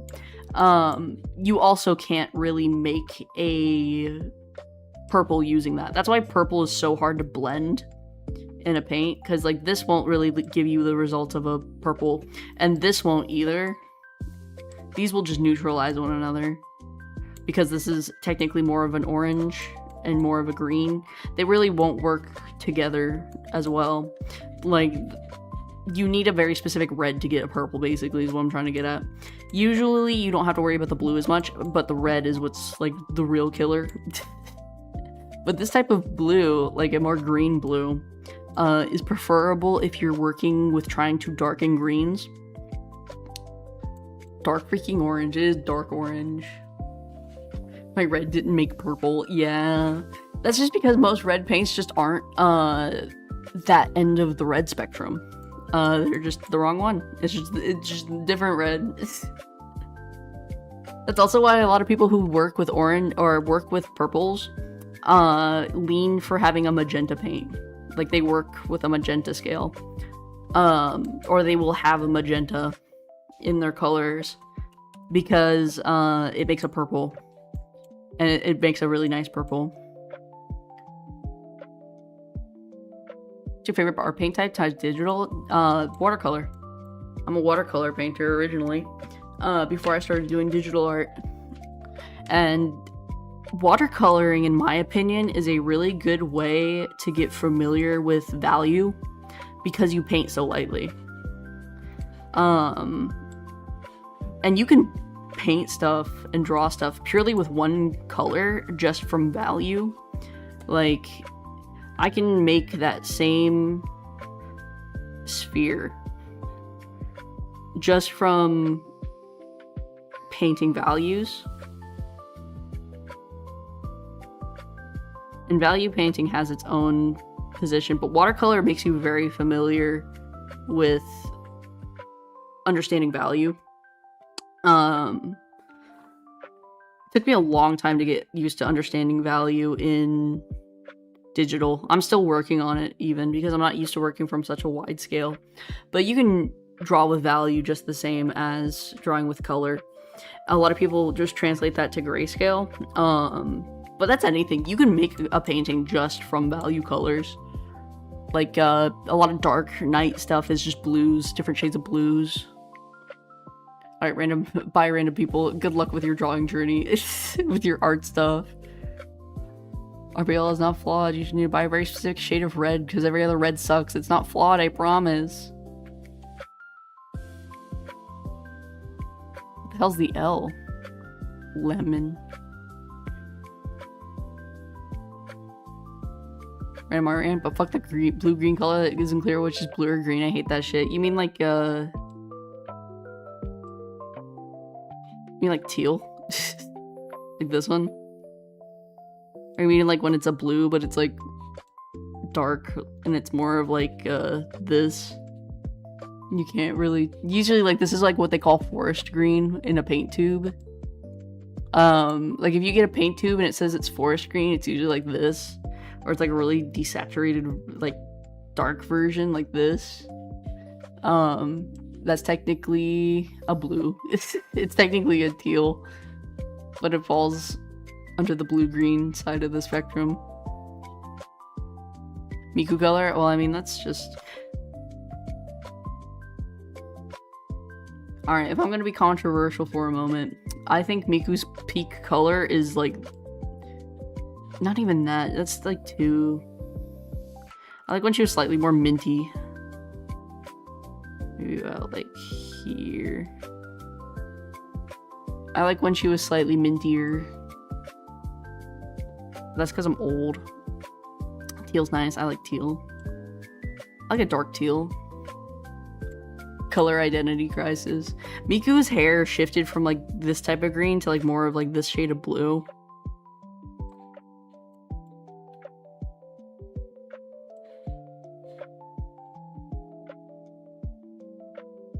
Cyan, yeah, cyan or teal.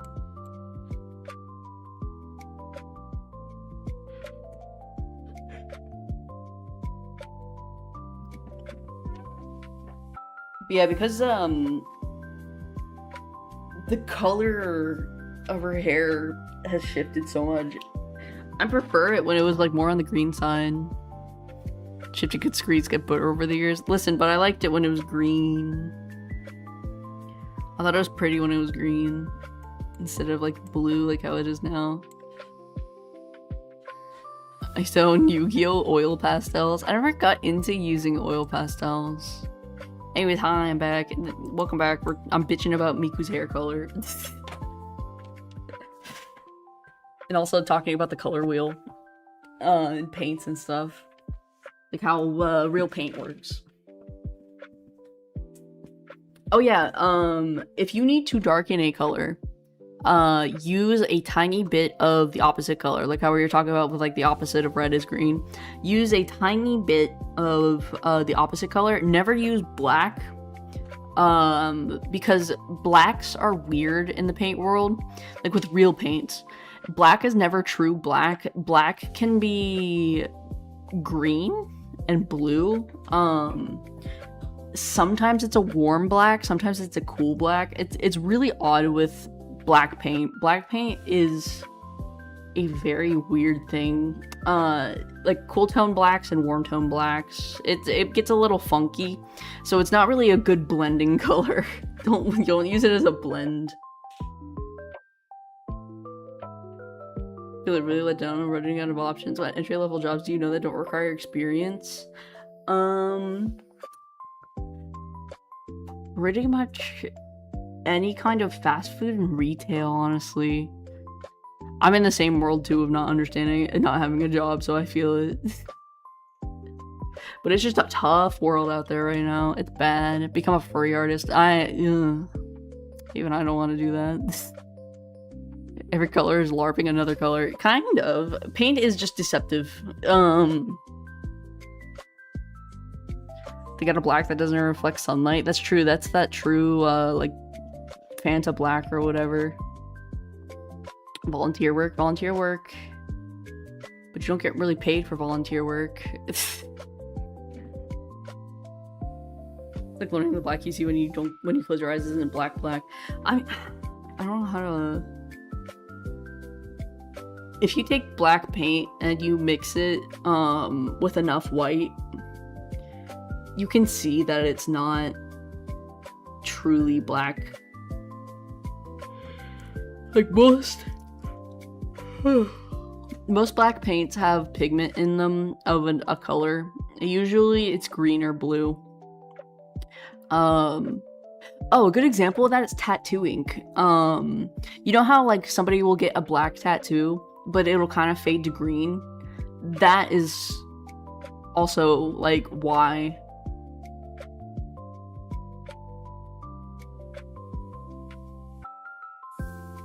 Like, yeah, like you see somebody gets a black tattoo and they have it for a few years and it fades and it starts to get kind of green. That's because of the undertones in the paint. Don't you experience to volunteer? You don't get paid to volunteer. You do not get paid to volunteer. You get paid in hard work and satisfaction for your hard work.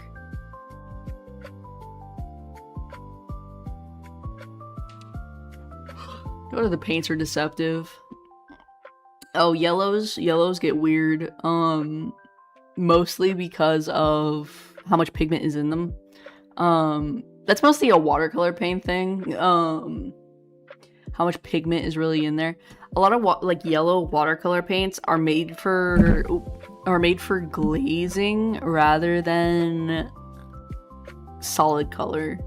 And I don't know how to describe it other than the fact that like you would have to see it. But I have watercolor paints where it's like, damn, that's not meant to color shit. That's meant to like go over a color because it's like not really pigmented. They're more translucent, which is, you know, watercolor paint is watercolor paint, but it's hard to explain. But yeah, watercolor painting is a really cheap entry point into learning how to paint, or work with colors in general. Watercolor paper is not cheap, but the paint itself lasts forever. You don't really need anything special for it, other than the paper. I will always glaze watercolor painting. Which, I mean, digital art does have watercolor brushes, but it ain't the same. They don't behave the same way. Like, I don't like how watercolor brushes behave in digital art. I don't think they look very good. I don't like how it's pressure controlled.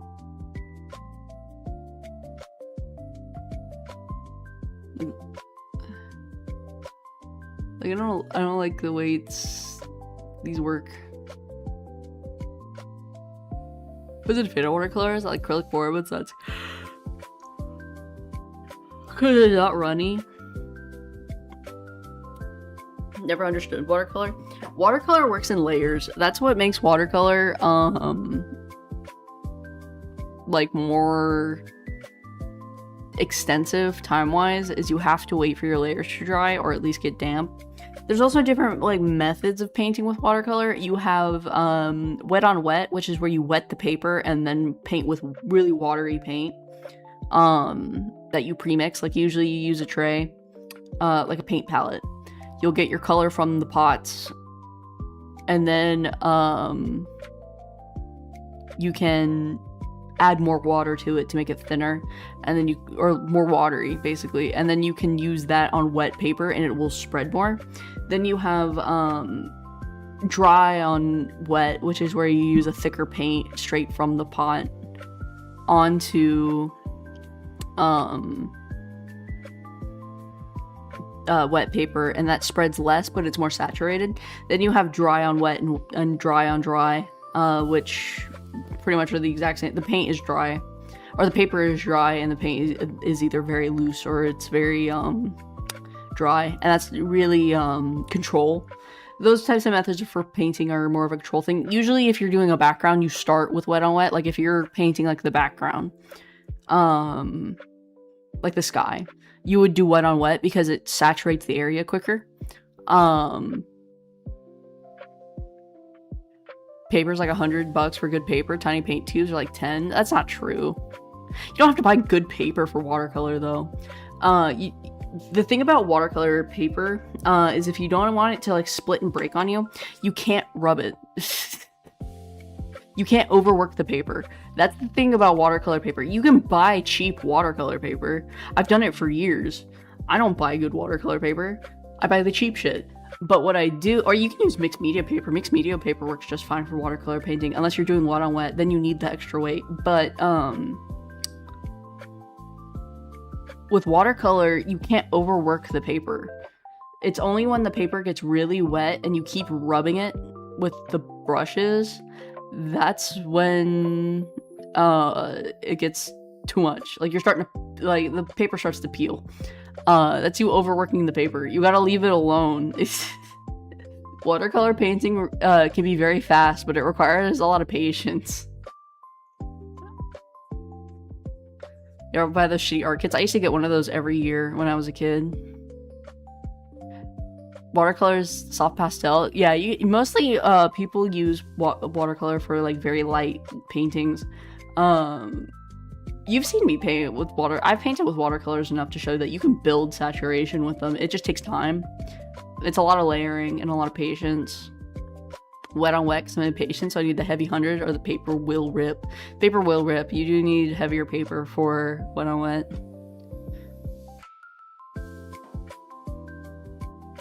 Usually what I do, you don't have to have pure wet on wet though. I usually do wet on wet for my first few layers, but I let I let the paper suck it up and dry a little bit. So the paper's not wet. It's just kind of like the fiber of the paper is kind of stretched. It's saturated, but it's not like dripping wet. And then I just work with really watery paints.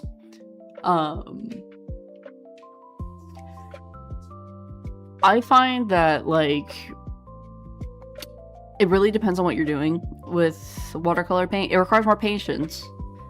You have to have, you gotta have a little patience with it.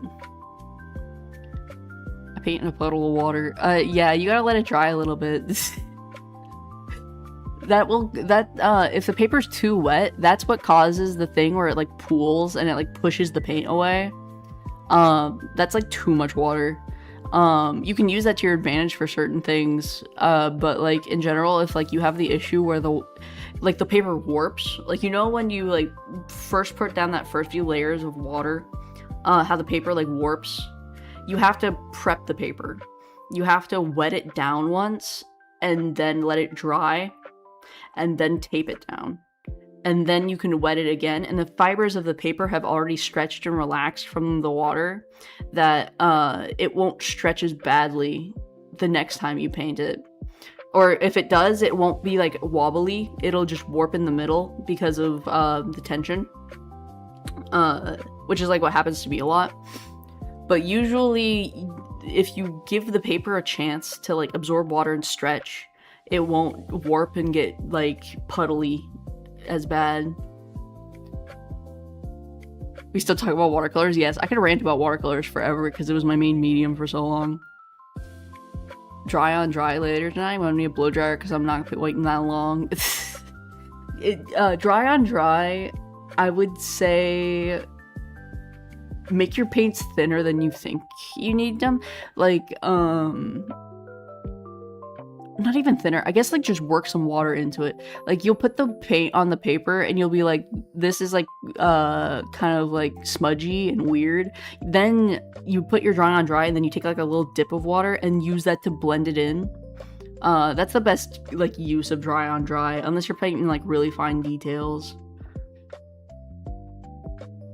My oil crayons are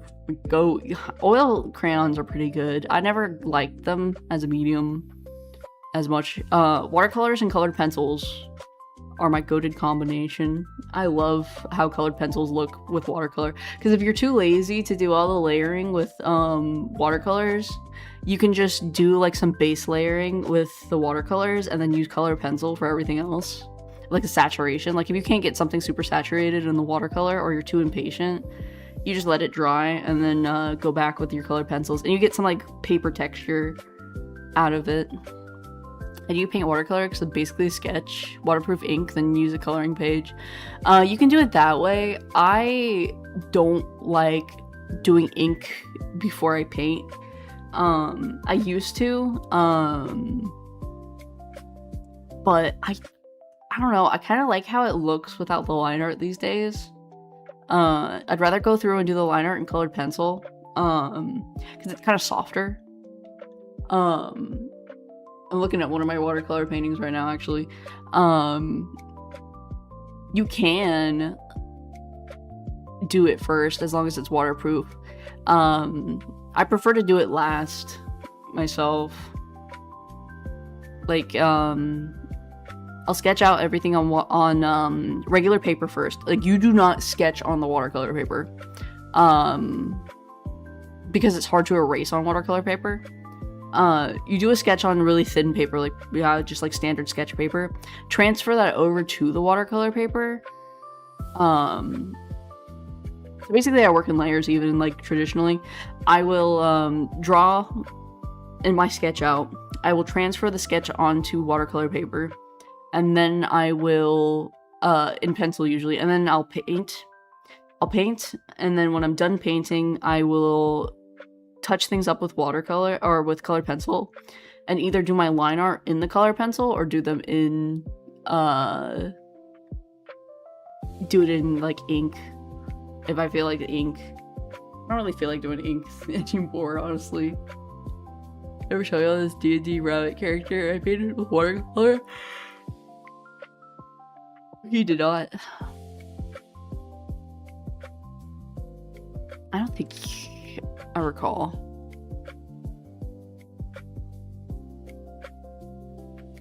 But yeah, each medium has its own little funky bits. I bet if I turn on every layer, I have like almost 30 layers going on right now. I'm wondering what happens if I turn them all on. What's our lesson plan look like?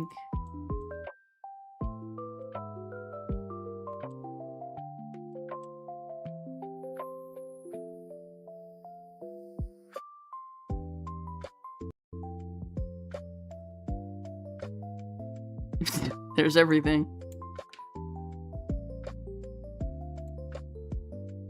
Average modern art piece. Yep. There it is. You gotta be attentive if you do watercolor? A little bit. It requires more pre-planning. One fuck up, then you're not going back. That's not true. You can erase with watercolor, as long as it's wet. You can just take like a little paper towel and like dab it while it's wet, and it usually sucks it up. It's very easy to actually fix your mistakes with watercolor unless it's dry.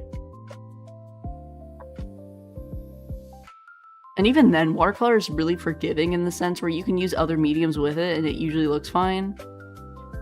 Page with all the layers turned on for new thumbnail for the pod. That's horrible. This thing's awful looking. Perfect timing to come back. This is all of our lessons. This is all we learned. We learned color theory and values.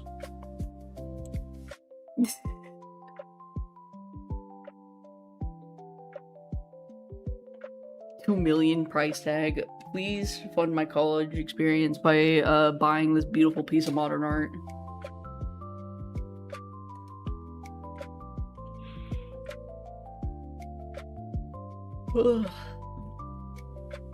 But yeah, traditional mediums in general require a little more patience. What's the homework? Give me a still life. I want a still life. It doesn't matter what the still life is. Like a fruit or whatever. Give me a still life. It could be black and white, it could be in color. Give me a still life.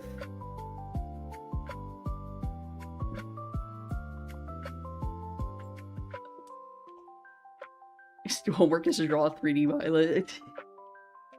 Give me 2-point perspective. I don't know what it is about your voice when it's blasts me. It's probably just that I'm sleepy. I get that a lot. I have a soothing nature. Just the way we're wired, that's true. Still life of my Miku figure, that works.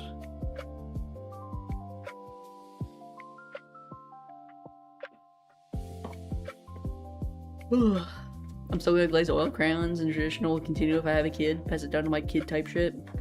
That's true though. I have painted with other mediums. Like it's not like I've used alcohol markers. I used to use colored pencils a lot. I used to not oil paint, but acrylic paint. But I just always stuck with watercolor. That was always the medium that I stuck with. So next lesson be covering. Next lesson might be in anatomy. I might go over anatomy next time.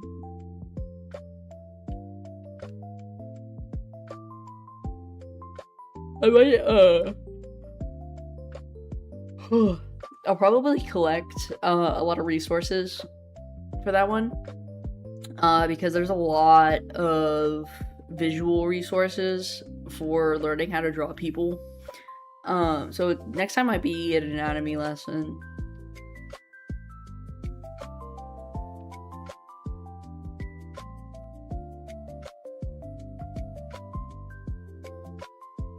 Seven color and one pencil? Yeah. Those are fun. Are you talking about the one where it's like the colors are swirled, or you're talking about like the pens that have different inks in them? Because I've used both, and both are really fun to use. Girl, I gotta go because I gotta work 8 hours, but hi Gabe, bye Gabe. I'm probably gonna get going here in a minute. I'm starting to get tired, and I've giving away my knowledge as much as I can. Can I bring my How to Draw Animals book for show and tell in the anatomy lesson? If you want to. But I'll probably, next time I do one of these, I think I'll, prefer to, plan it out a little more, and get some resources and actual reference images and shit tied together.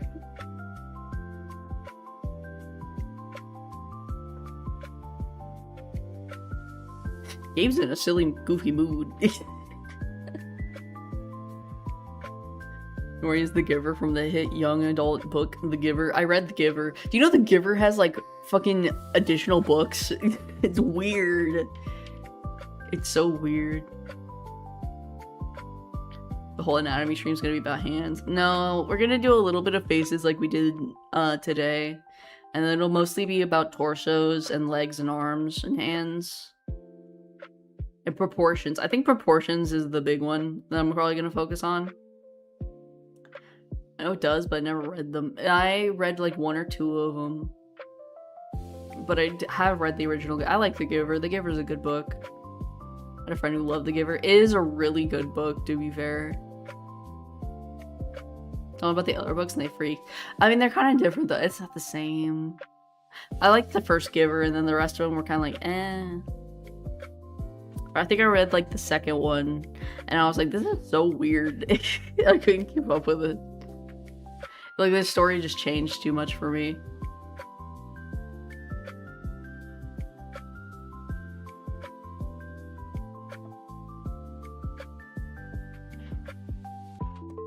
But no, I think next stream will be female and male anatomy. A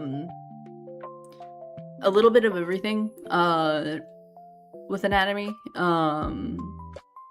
And then I might dive more into like hair and how to break facial proportions for like styles like anime and comic book versus realism. I have to practice drawing my realism. It's been a while, so I'm kind of out of practice of drawing realism. But I think, at least from like how I learned how to draw, I learned how to draw using realism. So for me, I think understanding, which is why a lot of like art teachers hate anime. I think understanding how to draw something realistically helps bend and break those rules. Like, you have to understand the rules before you break them, type of deal. Extreme is middle school again. It is. I mean, but I'm cool, and I'm gonna teach you how to break the rules, but I'm also gonna show you the rules. You're gonna get the this is how you draw realism lesson, and then it's gonna be, okay, so now that we've learned how to draw realism, this is how we draw anime. Or at least, like, this is how we draw into, like, a more stylized style. Because you do need to know both. Like, you do need to know where the nose goes, or else something like, you know, like, you gotta understand facial proportions, or else shit looks uncanny. No rules, Dar, only tips and suggestions. That is true. But I think, like, at least with faces, you gotta, like, avoid the uncanny valley. So to do that, you kind of have to understand the proportions of the face and then learn how to bend them. Because it makes it easier. It just does. It just makes it easier. If you know, like, how far apart the eyes have to be. You should know how far the eyes have to be apart. Pro's gonna teach us every art style. No, I only really know how to draw realism, comic bookish, and anime. Because, like, when I learned how to draw realism first, and then I learned how to draw comic books, like the comic style, after that, or like an illustrative type of style. And then I learned how to draw anime, like, last, because, like, comic kind of stretches those rules, or begins to stretch those rules. And then anime, like, really stretches those rules.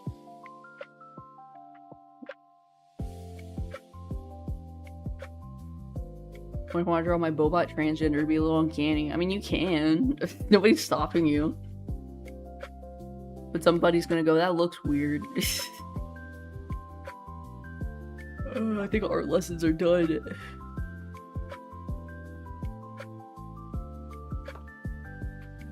Next art stream, introduction to music theory. Hell no, I don't know how to do music. I don't know music theory.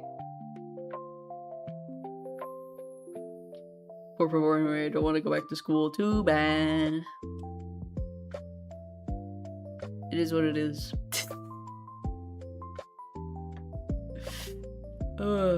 Advanced music theory. I don't understand music theory. I barely understand how to read sheet music.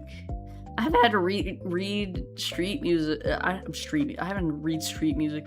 I don't know how to read sheet music. I haven't had to since like middle school. Need to learn music theory. It'd be the only reason I would learn it. I literally don't know it. Better than coding class. That's fair.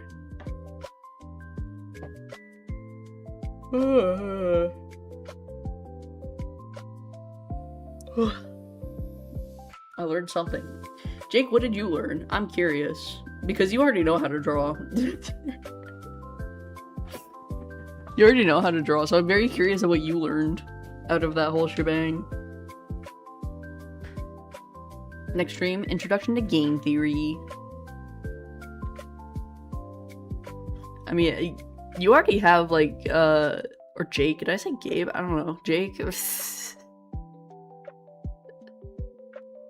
don't know, I'm getting tired. It's 11 o'clock. Color? Did you learn color theory? That's true.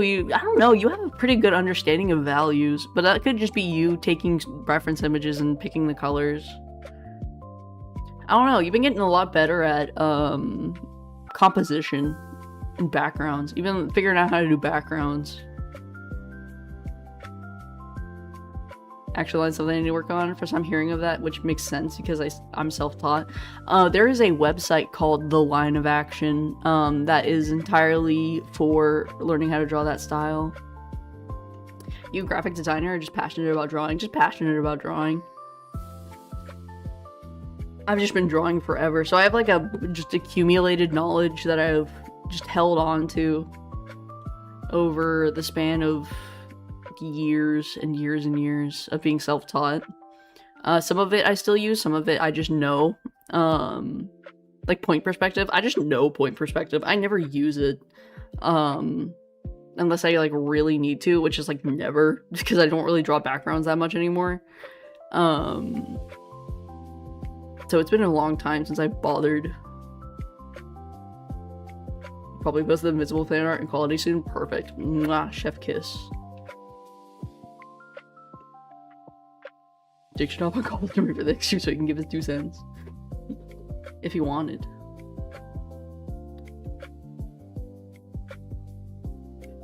I doubt he would, though.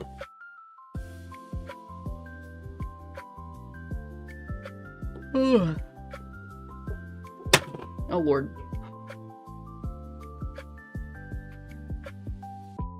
You think art college is a scam?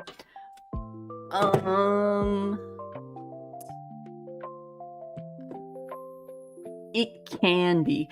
Here's the thing about art school. And the reason why I never, like, bothered going to art school, because art school is less about teaching you how to draw, and more of breaking the monotony of how you know how to draw.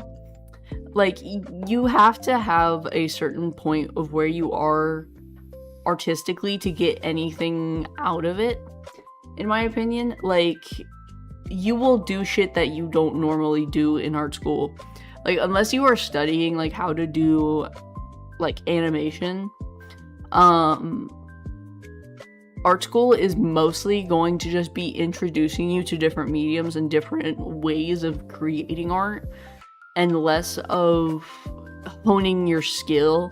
I feel like to hone your skill is more of a self thing than it is, like, a thing that you can just be taught in school. A good art teacher can point you in the right direction of what you need to fix, but I think it's more about just kind of stretching you artistically to your limits, but not in the way that you would think. Did you make a 3D model yourself? I did, technically. She is, like, mostly done by me. I don't know. How do I describe Vroid? I guess, like, it's like a character creator, but you get to change all the textures and, like, do everything yourself. So, like, yes, but she's not, like, from scratch, like Blender. It's not a Blender model, per se. It's, like, I didn't, like, build her from the ground up.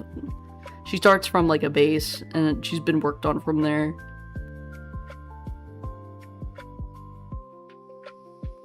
Same with music school? I don't know. I don't know how music school works compared to, like, art. I feel like music is more tangible in the sense of, like, you could be, like, working in an orchestra or something. Whereas, like, art's kind of more loosey-goosey, where it's more of, like, what can you make that somebody would want to buy? So it gets a little weird. So I could work for an hour and 55 minutes. Lame. I ain't staying that long. Passion could go a long way to achieve it. That is true. I don't know. I feel like art is something that is better as, like, a self-discovery thing than something to go to school for. Because there's, I don't know, there's just so many stories of people who are talented at art and they go to art school and it just kind of, like, isn't it. Like, it isn't what they thought it would be. It didn't help them, like, get better at their craft. It just, like, showed them different techniques. I guess it really depends on, like, necessarily what you're studying, too, I suppose. Because, like, animation seems like it was better. She called your 9 to 5 lame. He's not even working a 9 to 5. Bro's working into the night.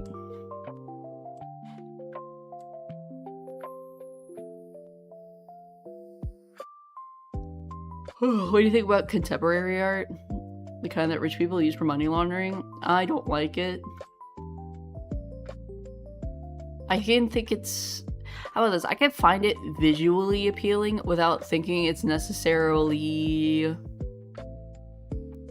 containing substance.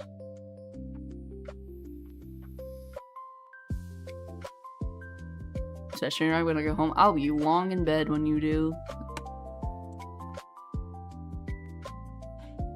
Oh my god. Alright, I'm gonna call it. I need to go to bed. What do you think of Fantasia? It's beautiful. A beautiful film. I need to call it. I gotta call it, man. I gotta go to bed. I think of Fantasia 2000. It is a movie. See everyone, have a good afternoon, have a good night. But it's nighttime. There we go. Okay. Watching ReZero, nice. Anyway. Anyway, I recommend you that just reference DBZ. Wow. Okay, I gotta get out of here for realsies though. I will get sucked into conversations. I gotta go. I'll get sucked into conversations and I'll be sitting here for like 5 more minutes. I can't do it, man. I gotta go to bed. I have shit to do tomorrow.